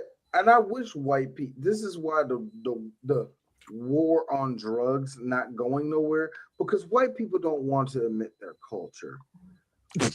The heroin bag is white people culture. That was some like I'm not saying that niggas ain't got their little baggie of heroin, but y'all have a system that is white culture. Okay, that is y'all. It's like he had different needle tips for it. That's we what just had good drug. We just had good drug dealers. Okay, y'all were the ones doing it like that. So you know. So I want to cover the apartment situation. This scene right here, by far the most famous scene in the entire movie. Yes, sir. You enter the room and. Like you enter the room and you have this whole conversation about hey, we're associates of your business, like a Marcellus Wallace. You do remember your business with Marcellus Wallace, correct? I was like, okay, no need to get up, sit down. I'm sorry, it looks like we caught you guys at breakfast. Sorry about that. What you guys having? Side note, I knew my dude on the couch was done for when he didn't want to shake Sam Jackson's hands. I was like, exactly. He's ass. I was like, Sam going to shoot his ass immediately. Like, oh, it's even more. It's even more. And again, I love this in universe of Tarantino's. First of all, he makes sure not to put any franchise like food items in his stuff. So when they pointed out the burger, and he's like, look, where'd you get this? Like Big Kahuna Burger. Big Kahuna Burger. Oh, that's that new hamburger spot, huh? I've never even been there before. Right, sir. That's the Hawaiian burger. Hawaiian hamburgers. Hawaiian hamburger joint. He said, I heard they have some really good burgers. I ain't never had one myself. He's like, you mind if I try this? When he ate his food, that's when D said he better kill these. Oh yeah. He took one solid bite, and I was like, they are dead. That's not a solid bite, sir. He took a big bite. That was a big ass. That was like, that was a nigga that knew he wasn't gonna eat after this. Yeah, not only did you eat this man's burger, his Sprite. You ate the burger and you completely cleaned that Sprite. Oh, bro, once you hear that, I'm like, oh yeah, you dead, sir. You are done. He said, man. He said, you know what? No, here's what makes it even more embarrassing is when he goes, hey Vincent, you ever had a big kahuna burger before? When you asking your partner in crime, have you ever had this? Okay, let me tell you something about the psychological. I'm like, everybody in this room is dead. Real talk. I got my ass whooped by my dad one time, and there's always psychological torture. This is why I hate boomers. Yeah, you know what he did? Yeah, and thought nobody was gonna see him though. I know that's crazy, right? And I think my dad's laughing about it, and my dad, and he looks at me like, I'm fucking you up when we get home. On site. I'm laughing because of this psychopathic shit that all black boomers did, because this is about to hurt me. No, it ain't, nigga. Shut up. Child abuse. What the fuck is you talking about? Thank you, man. Look, black kids, we are all victims of this shit, right? Child abuse. But black parenting, I get there's a psychological shut the fuck up. There's a psychological thing with black parenting. I get it. But yo, the psychopathic Kobe Bean Bryant bullcrap that some of our parents had us on. So you mean tell me when I say clean the room, I make the entire goddamn room, it'd be like one piece of people on the ground in syndication. Thank you.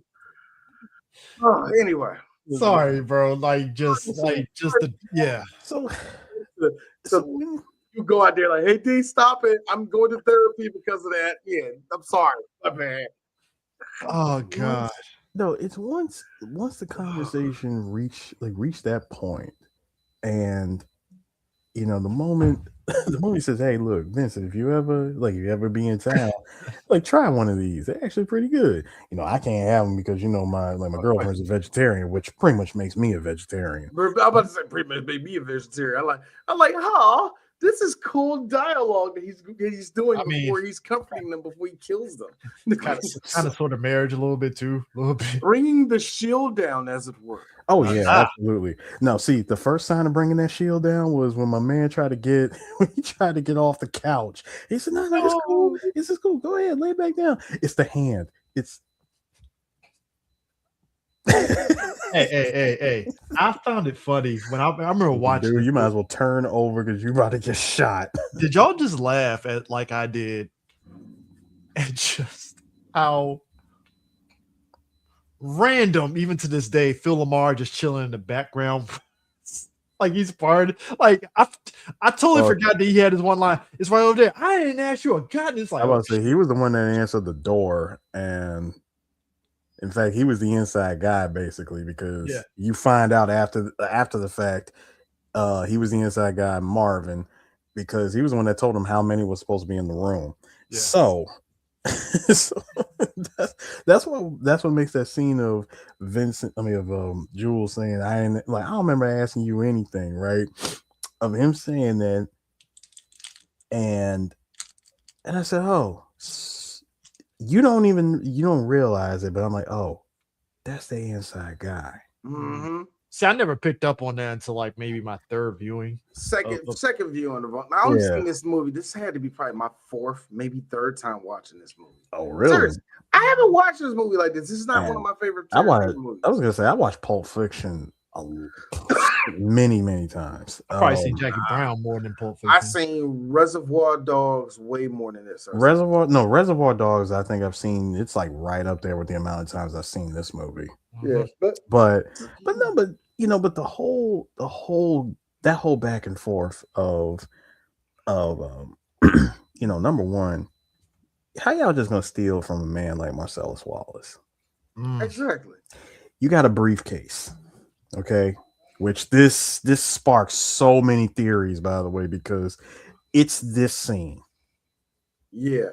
This scene of Vincent opening up the briefcase, and you just see this glow. And everybody's asked, because you actually see it like two more times in the movie. When they open up when Tim Roth's character actually sees what's inside the briefcase, And everybody just stares at it. Anyone who ever sees it, they just stare at it. They can't even say, they have no words for what's in it. And I remember Jules is, like even Jules is asking Vincent, like, Vincent, are we happy? Oh, Vincent, we happy, right? He's like, oh yeah, we happy. We're happy. So so like the major, I would say like the big theory that what's inside of it is supposed to be the soul of Marcellus Wallace. What I hated the conversation, to be honest. I'm not saying that I lost brain cells over this because D hopped down the rabbit hole of TikTok of these old white guys giving theories. Beautiful. I love no, put that back on screen. I love this. I just realized that. I love that. That's actually a good analogy. That's a really good. Yeah. No, that needs to be in the theory. That needs to be in the pack of theories. The other analogy I see, seeing, like, yeah, you guys see, because Marcellus wanted the N-word back for black people to use, is seeing how he was actually raped by a white man. We see the abuse that happens to black people in this. By one Peter Green, by the way. Rest in peace. Yeah. And then we see Jules, how he responds to Vince like, "Are we good? Can we have it back?" And white people are like, "Oh yeah, we good." So the other theory, but I walked down the rabbit hole. This is what I heard. It was rock and roll, American values. I heard it was Hollywood. That's inside that briefcase. Okay. Whatever it is, and trust me, it's some pure Tarantino Hollywood type of bullshit. It's the Hollywood machine. Oh yeah. Actually, yes, it was the Hollywood machine. Yeah. But it's the old Hollywood machine, the one that produces good movies. That Hollywood. We can get back to that Hollywood. By the way, everybody, anytime you hear a director or actor saying getting back to the old Hollywood, I'm going to be real with you. It is on the same level of white people saying back in the good old days. There never was one. Yes, the highs of the 80s were cool. The highs of the 90s of any era of movies are cool. But I got to be honest with you. Greed, backstabbing, and just some of the worst human bullshit happened in Hollywood movies since the 1950s. Yep. But anyway, but that being said, I heard so many different theories of it. Yes, but I did like how they try to make that connection, because they said, "Oh, if you notice on the back of Marcellus Wallace, played by Ving Rhames, his head was that bandage." They say, "Oh, that's where his soul was taken and put inside the briefcase." Why? There were so many theories because we never see what's inside that briefcase. Somebody I think the mystery of not knowing was Marcellus Wallace's. It was Marcellus Wallace's. His wife's.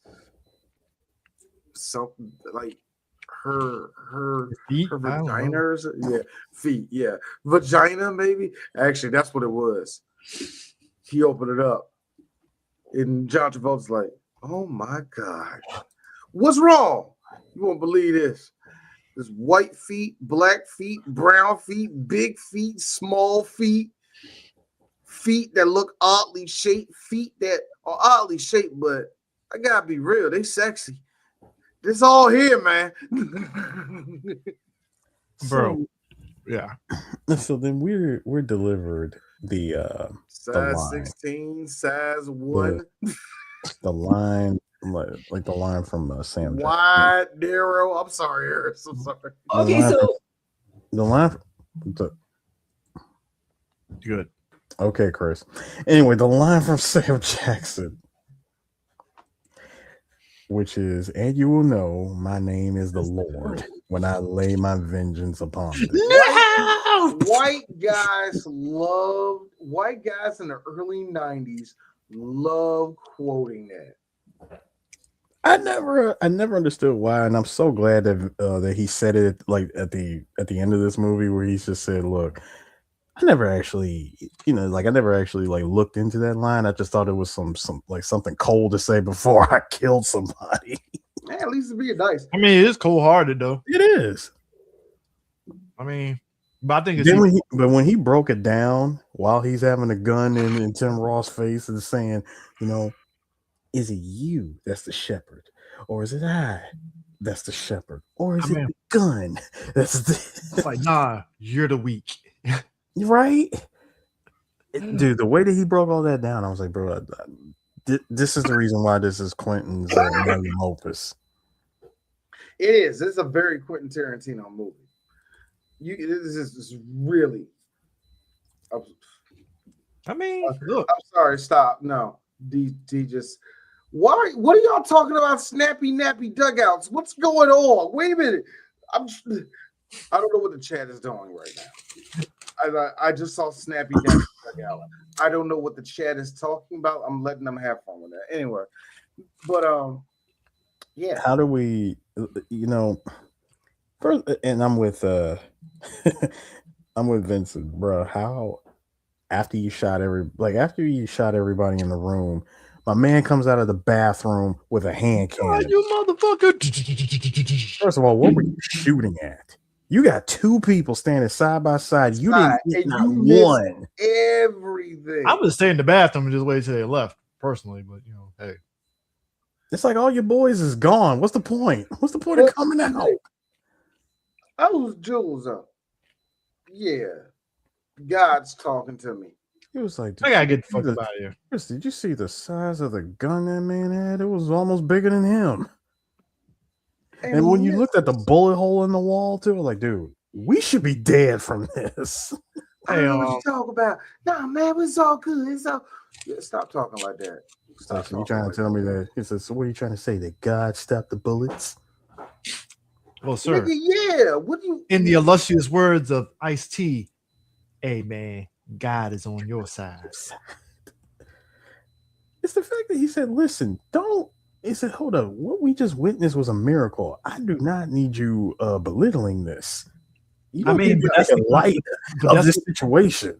But that's what makes the conversation so I funny. have yelled at that before too. But what I'm saying is, I see the miracle here, and I need you to acknowledge it. But I think it's ironic, though, if you think about it.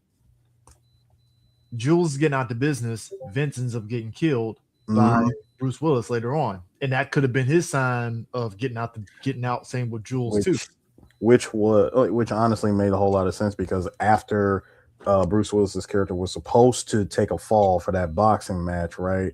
Yep. And because he chose to win instead, Marcellus wasn't having that, and he immediately sent Vincent to his house to kill him. That's why he was at his house in the first place. Mm-hmm.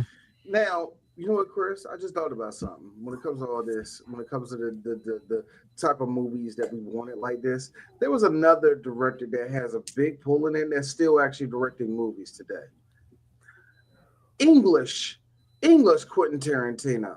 Guy Ritchie. Mm-hmm. Remember Lock, Stock, and a movie that we're going to do probably next year was Snatch. Snatch has this same type of energy where they're snapping from different storylines to all of them coming down to once, at the end of the day, you want to see what all the story is about. That type of storytelling was so different, and nobody, everybody was so used to that one way of telling the story. And when you have a story like this, especially when you see them getting killed earlier than the movie, and then you have all the context of him wanting to leave the game, all the rest of that shit. It blows your mind. While I feel that it's because this movie feels a little bit messy and it feels like they could have put that together a little bit better. This is perfect. You know what I mean? Just because you threw it in random like this, it actually is perfect. Oh yeah, you know what I mean? It's actually perfect. I actually like it. Then you get them driving. They were leaving. They're supposed to be just leaving the spot, dropping a Marvin off or whatever, wherever this situation was supposed to go. And Vincent still not believing that they witnessed a miracle of surviving that gunfight. And he turns around with the gun in his hand. And he's like, "You really gonna try to tell me that?" Bro, all you saw was the back. All you saw was the back window just go red. And bro, when he said I didn't hit no fucking bump, I was like, if you think about all the shit that they just went through, almost dying, that felt like another sign of like, hey man, you accidentally shot this man's head off. Maybe you need to get the fuck away from his life now. Not only that, first of all, hey Vincent, why did you need to have the gun in your hand to turn around to talk in the first place? That part. Second of all, safety. Where was the safety at, or on that pistol? Number 3, why was your finger that close to the trigger in the first place? Why? That's my only thing. The job's done. No, I'm serious. The job is done. Put the gun away. All right. You know the funniest? Ain't nobody coming after y'all. You know the funniest joke? Back when the MTV Movie Awards was worth a shit. They did a parody of this with the Welcome Back Kotter folks. And I laugh at that scene when he turned around and shot. You think he shot his head off and he just shot the burger that he was eating in the back. He was like, the fuck? So that's when they have to figure out. Oh, and prior to this. Right. Oh, yeah. Yeah, I agree. But prior to that, was Jules telling them, nah, man, this is a sign. It means this is it for me. I'm done. Mm-hmm. Like, I'm done with this. We ain't doing this anymore. I ain't doing this no more. Bro. And then it turned into a whole other situation, which became the Bonnie situation. You have exactly not even an hour, not even 2 hours to get this car off the street, get it cleaned up, get all the blood and there, like blood and and brain and all that stuff out of the backseat. Fucking throw blankets. Yeah, put throw blankets and everything. You had to completely clean this car inside and out, right? You have to do all of this. Then you got to get rid of all the get rid of the clothes that you're wearing, get yourself cleaned up, get all that blood and stuff off. Prison shower. Yeah, literally a prison shower, inside of a kiddie pool or something. And you're doing all of this in less than 2 hours. First of all, I've seen time move faster in Goku versus Frieza. There is no way humanly possible. I don't care if you call the wolf to show up. Classic line. It's 30 minutes away. I'll be there in 10. Man, it shows up in 9 seconds. Yeah, it was like 9 minutes and 46 seconds later. Rolling up in that NSX, silver NSX. Yeah, it shows up. Hold on. The only thing that's missing here, Chris. Y'all be there. Up and over. I'm gonna be. All right, let's go on. You just hear them Johnny Mathis cut off his. He shows up in a Honda NSX, and first of all, you go to look. Harris. What? Harvey Cartel rolling up in an NSX. I'll be stroking. Yes. He shows up. I'll be stroking to the east. First of all, he was already at another event or whatever. My man is sitting here on the phone with Marcellus, writing down all this information, and then approaches. Says, "I was like, I'm sorry, you." He says, so he introduces himself. He's like, "Hi, I'm Winston Wolf. I solve problems." Cuts all the BS, and he's all about, again, solving problems. My man is about to fix this entire situation. Still, there's no way humanly possible you managed to accomplish all of this in less than 2 hours. Movie. I know, that is pure movie. And and again, naming songs. And they and my thing is, first of all, Vincent was already about to get himself. I believe he was about to get himself shot by the wolf at that point, because when he told him, he said, "I'm sorry, what did you say to me?" He's like, "A please would be nice." Look, I don't come here to say please. I'm here to get you out of this situation. Exactly. And if my help isn't, my help's not appreciated, lots of luck, gentlemen. had the same attitude too. Like, man, get the fuck out of my face. I gotta be. He said, "Look, I'm sorry. I don't mean no disrespect. I just don't need. I just don't like people barking orders at me. If I'm curt with you, it's because I talk fast, I think fast, and I move fast. We get this thing done. We can all get out of here without any problems. Now, pretty please, with sugar on top. Go clean the freaking car."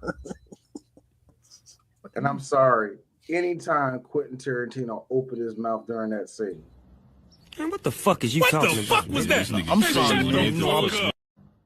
I like how the wolf shut him up immediately. The entire time. I'm like, shut up. I like how the wolf and Tarantino, that conversation told you everything about how, yeah, you can complain about them fucking towels, but money, how much you need? It's when he brought in, he's like, this is this is actually our best linen. They came from our, like our Green Aunt Jenny and, and our uncle and, they're not with us anymore. Do you have listen, were your aunt and uncle, were they millionaires? Because your uncle Marcellus Wallace is a millionaire. How much would it cost to furnish an entire bedroom set with oak? I'm an oak man. What about you? You like oak? Yes, kids. Oak furniture. Oak premium furniture. So, in other words, you could shut the fuck up. Man, when I tell you that that you had to clean up that back seat, I was Jules the whole time. Nah, buddy, get your ass back here. My man said, he said, in fact, what am I doing back here? You should be on brain detail. Get your ass back here. He's like, we switching. Put all this dead nigga skull up off the ground. And then, you know what? I guarantee you this. Vince was getting on Jules's last nerve, like that whole morning. Oh, I got to this, man. I got all this blood on me. Bro, when they were in this bathroom, that was one of my favorite moments. When they're in the bathroom, my man pulled out the wash your hands. He's like, I saw you put water on them, but did you wash your hands? He pulled out the rag. He's like, "Hey man, what are you doing?" He said, "What? I'm trying to get the blood off me. That stuff is hard to get off, bro." He said, "Listen, I watched you get your hands wet."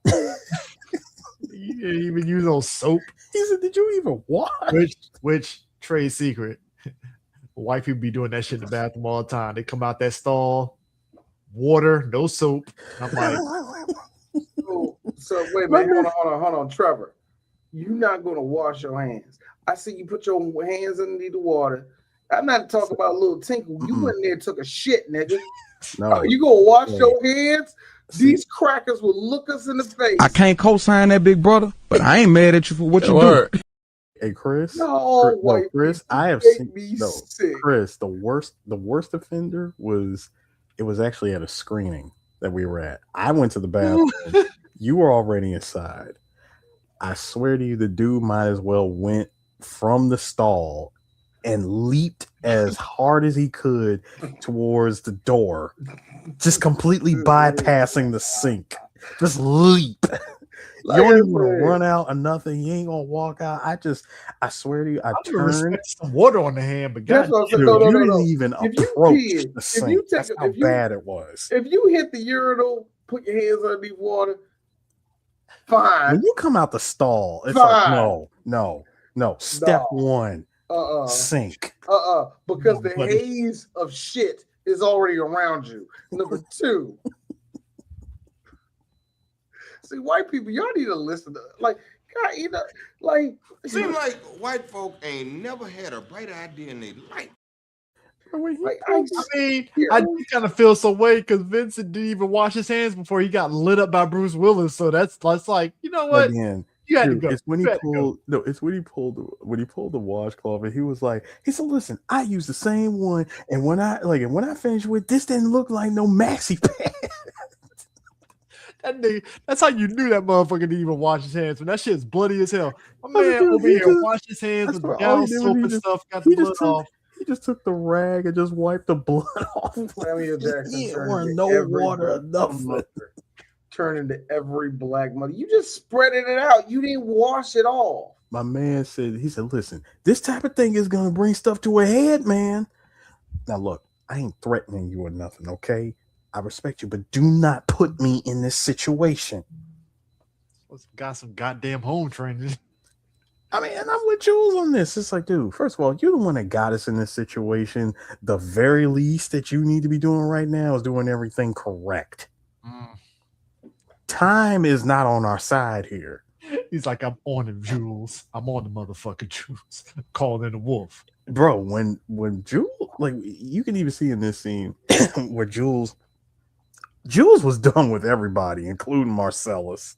Fed the fuck up. Because my man was like, look, I don't need you. He said, listen, I don't need, like, look, I need you to tell me I'm calling the cavalry. Help is on the way. I ain't trying to hear none of that other stuff. I was like, wow. This is one of your own hitman telling you, I need you to be on your business right now. I'm done. He said, I'm calling the wolf. And he said, you calling the wolf? He said, oh, now that was all you had to say. That's all you had to say. This is what would happen in New Jack City or G Money. Instead of him being soft about it, saying if you was taking care of business, if he'd have just took in some extra melanin and said it with I was about to say, I was like, that's light skin tendency, sir. I know, of course. That was the most. If you was out there taking care of business, if I would say something. And then nothing. That's why I thought you said. That's what I thought. If he'd have just said, like, if I was what, say it again. I'm like, oh, the extra melanin has been applied to G Money. If you was taking care of business, now what? See, who I'm rubber skins with.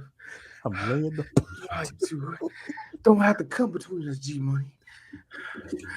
The bloody blade. The bloody blade going, this type of thing can never happen again. That dichotomy has, get out of here. That right there. And I say this as a Drake fan. That's what Drake went through. Get his face grabbed right there. That was Kendrick just grabbing his face. Kendrick leaping up to grab his face. Say something else. I thought so. Let go. Hold on. Here's the best part, Chris. Pusha T. That's right. I hate Pusha T. I gotta be real. He's so man. I fucking hate Pusha T. You get with want to be number one, but at best you are Marvel versus Capcom 1 assist. I don't want to hear from you, man. The random assist, by the way. I said he's Billy Kane. He's the Billy Kane of rap. He is pure. Thank you, Eric Chris. I'm sorry. I gotta remember he's the Billy Kane of rap. You're only going to be this, cool looking, but you're not going to be higher than this, okay? So yeah, I like it with the chains and all that. Shit was cool. Stop. You're not number one. Anyway. So think about it. Think about it, gentlemen. Again, you managed to get out of that situation clean. I would be done with that life too. Yeah, I mean, look, like I like how Vince is giving him so much shit in the diner because he's eating his muffin. Which again, continuity. He's a vegetarian, so he's just like, I eat a muffin. Yeah. No, that conversation. They had a whole conversation about bacon, and I was like, you know what, that makes sense. He said, yeah, I like, no, I'm not gonna eat something that has almost no regard for its own, like for its own well-being. Wow, my ass, I would eat the fuck out of a goddamn bacon. Like, that's cool, bro. I gotta be real with you. The scene that gives pride, crunch. Serious. The scene that gives me pride is looking at Malcolm X. Remember when he was in jail? Like, why do I want the black man's pig? What's wrong with a pig, brother? Something wrong with a pig? Like, this is a filthy creature. It is a filthy creature. It bleeds and filth. It does this. It does that. I'm like, you're right, brother. You're right. Do you eat the bacon thing? Let me tell you something. Swine is bad for blood. Do you know this shit gives you cancer? I don't know this. This is my third one. Did you know that? It's when he said BLT is fire. No, it's when he said. He said, "What about a dog?" Hold on. Hey, Chris, do you ever do this? That's a big piece. Yeah. No, it's what he said. He said, "What about dogs? Like, like dogs are filthy animals too. I don't eat dogs. So, what kind of sense does that make?" He said, "Well, but you said that, that particular animal would have to have some kind of personality." He said, "Well, for a pig, it would have to be one charming pig, like like that one from Green Acres." He said, like Arnold from Green Acres. Bro, like that, like it's just that. Okay, fuck it. Since we're wrapping up here, Turkey sandwich with just tomato. I'm actually mad that we said and we're about to pass it. So let's wrap this bitch up. But here's my thing. I gotta admit, for a moment, I was definitely feeling the tension of Bruce Willis and them and the Gimp and all that shit. I ain't gonna lie, that is intense. Like, especially when you have especially when you open the door and you are seeing Ving Rhames on the receiving end. Man, that dude is pumping the fuck out of him. But like that is pause. Yeah, pause. Thank you. That Chelsea was perfect. I gotta be real. That was me as a kid seeing that scene. Like, what is this? Hey, he is a grown man. They don't show it. Oh my God, they showed it. Hey, real talk, Joe. How did y'all feel through the whole scene? That was me. I just closed my eyes. Hey, listen. How did y'all feel about your boy Bruce Willis coming in, being future Trunks with that sword? Yeah. Hey, I love that. Like, I like the subtlety because it was like a weird slow motion scene, and my man just realized it's too late. Dude, it's the fact that he. I know one of you say it was a Hatari Hanzo sword. I am tired of y'all. I remember. That was a theory. That was a real motherfucking theory when it came out. Do y'all remember that shit? Yep. Because D remembers. I clearly remember. No. And all y'all could talk. Oh, you see, they connected. They connected, D. They connected, D. They're all connected. No. It's like one big universe, man. I'm laughing at the sound of the webcam when you pick it up. It just gave me Dark Knight vibes. You see, this is the problem with Gotham. It's the sound. You just hear the sound of the camera. Anyway. Batman will save me. Batman. No, think about it. Think about this. Bruce Willis actually did go through the weapon select. Hey, this was the realest shit ever. When he had that mini chainsaw, like he pulled out the chainsaw, he tried to pull out the hammer, pulls out an axe, pulls out all this stuff, and he's like, "Nah, like I need something that makes the point. It gets the point across." Arrow points up, and he sees the sword. It's the interjection of that in the song.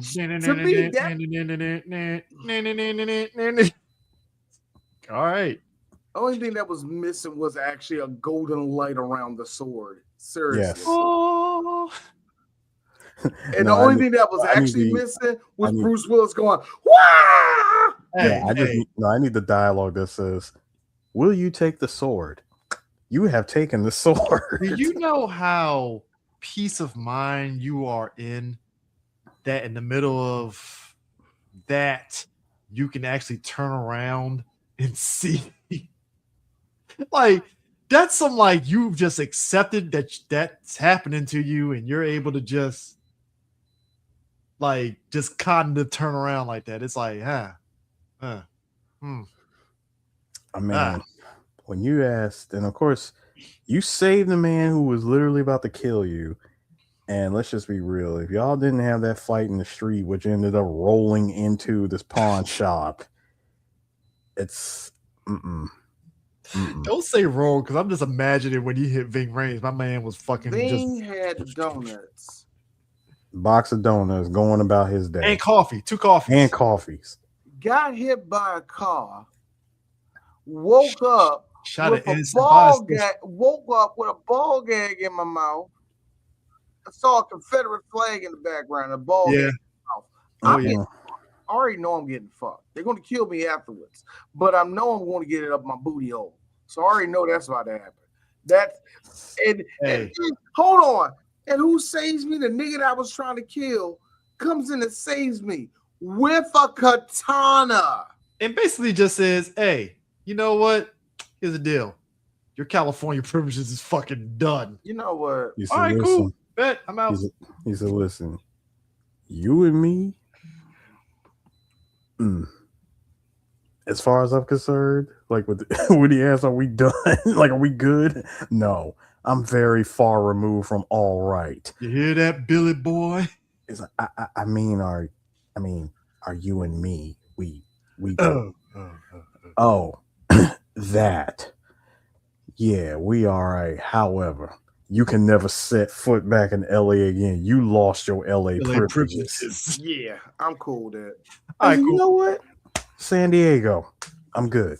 You know what? Hey, For a man that got his butthole virginity taken from him, you're seeing very, very pleasant right well, now. you know, So I'm gonna reparations take that. kicked in. He said he gonna get his pipe hitting boys, and they gonna go to town on We're this. gonna go to town, go to work on the homes here.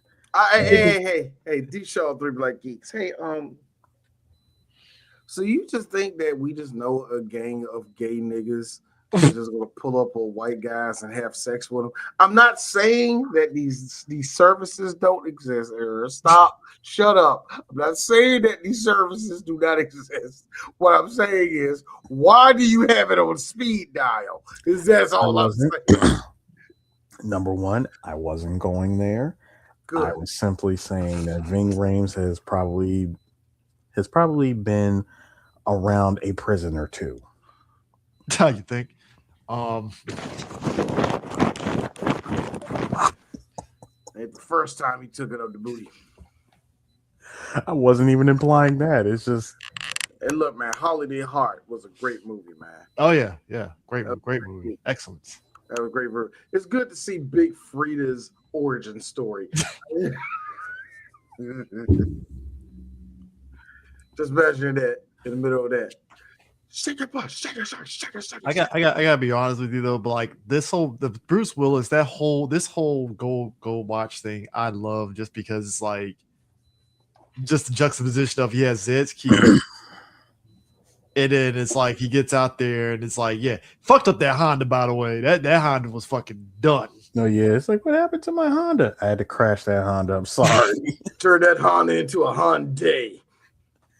Hey, you know what was always funny it's though? 90s Hyundais. They all sucked. Funniest sequence for me. I know. Hey, Ving shot that gun and fucking nicked that lady. Oh. Neil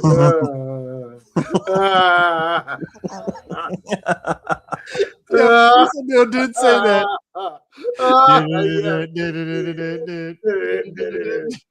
It's affiliated with X-Ray. K Billy Super Sound of the 70s.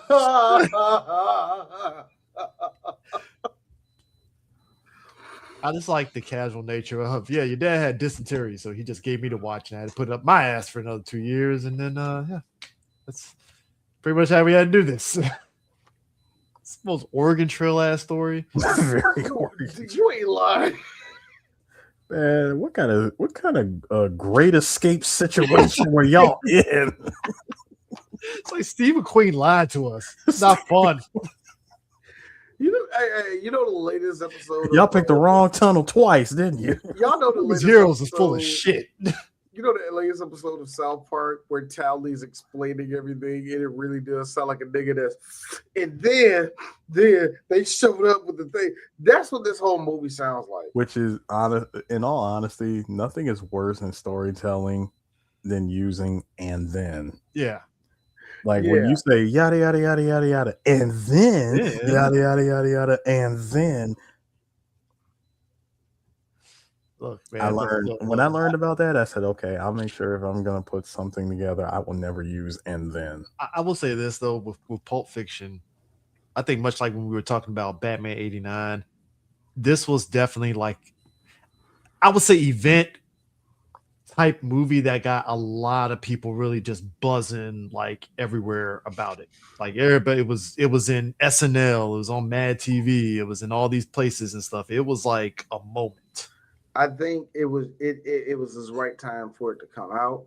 It really was the movie that a lot of, and I mean this not trying to be funny, but Gen Z was really, really waiting for a movie like this to come out to really really stylize their generation of being good filmmakers and stuff like this. And this came at the perfect time. And it cleaned up. Critics love this movie. Oh yeah, they love this. I mean, movie. the posters, the imagery, everything. I mean, look.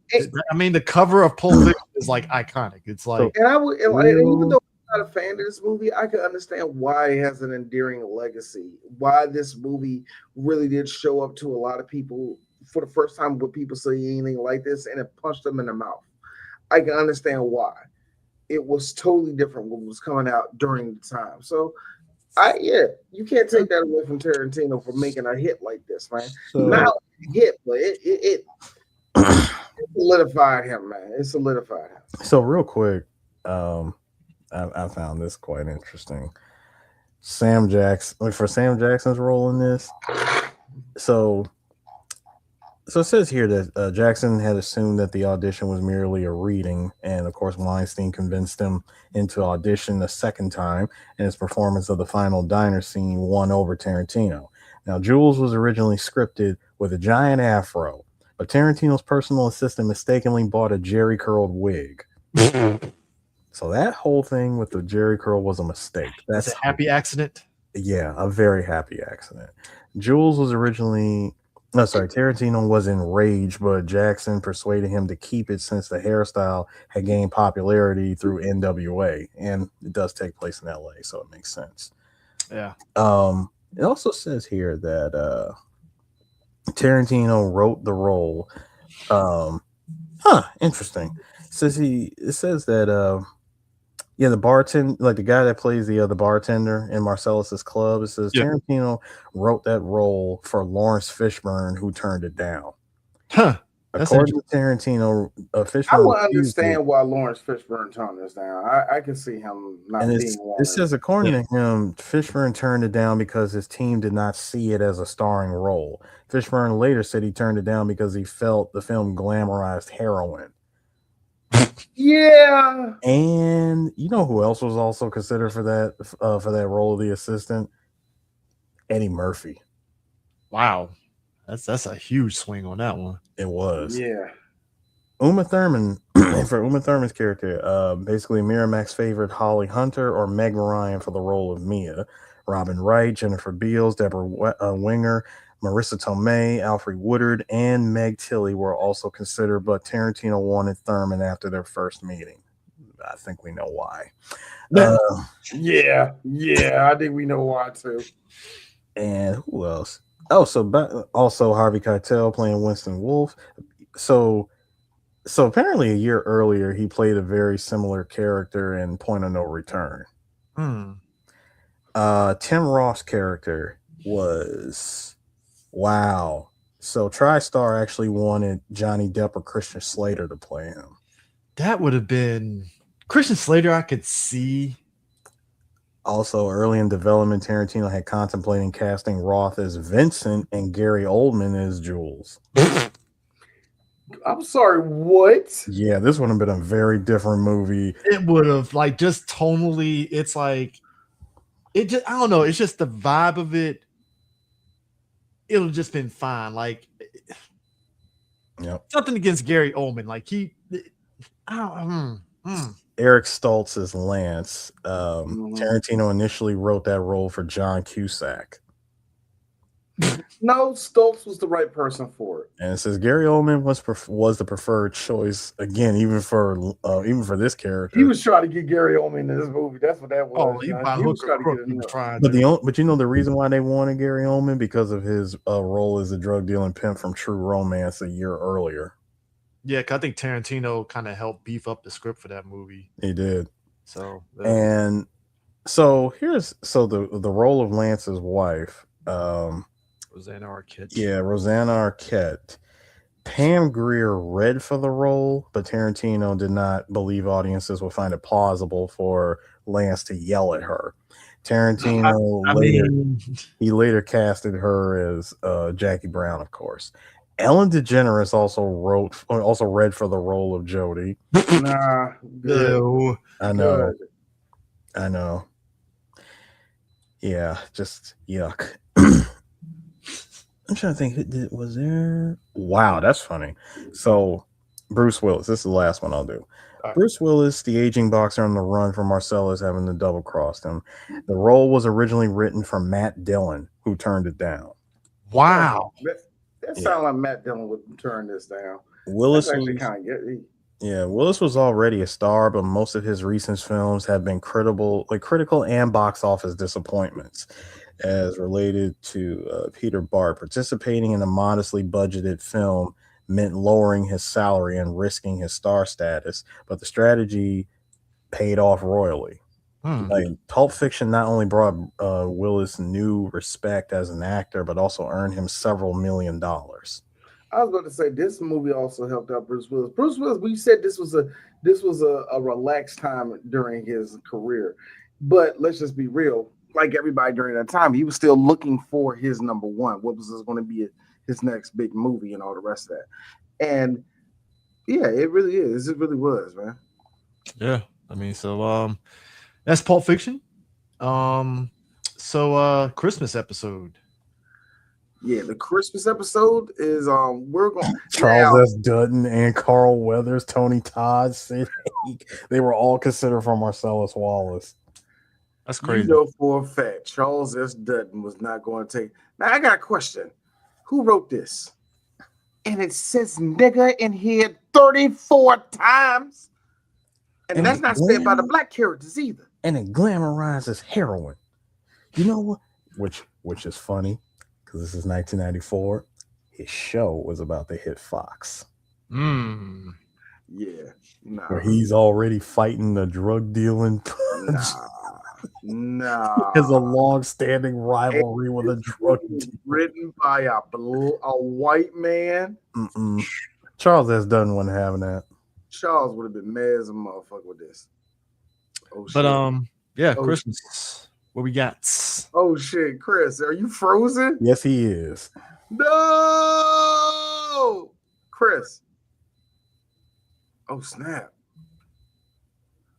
No, Chris. Can you hear me? Yeah, we can hear you. This is the blur. Yeah, it's like it's fine. It's fine. The camera. But anyway, no, what we got next? Ladies and gentlemen, tomorrow is going to be a special episode of 3 Black Geeks. If you want to catch us live, we are doing our Christmas special. Will be Tokyo Godfathers. We are doing that for our Christmas special. But as far as live shows, we will probably only have one more after that will be live. But even then, I don't know. So we'll just keep it in, we'll keep you up to date on what we're going to do and all the rest of that. So tomorrow, if you are available, people, come on for us doing a quiet anime classic called Tokyo Godfathers. Cool. Yep. So yes. We'll catch you guys later. We will see you all again. Merry Christmas. Happy holidays.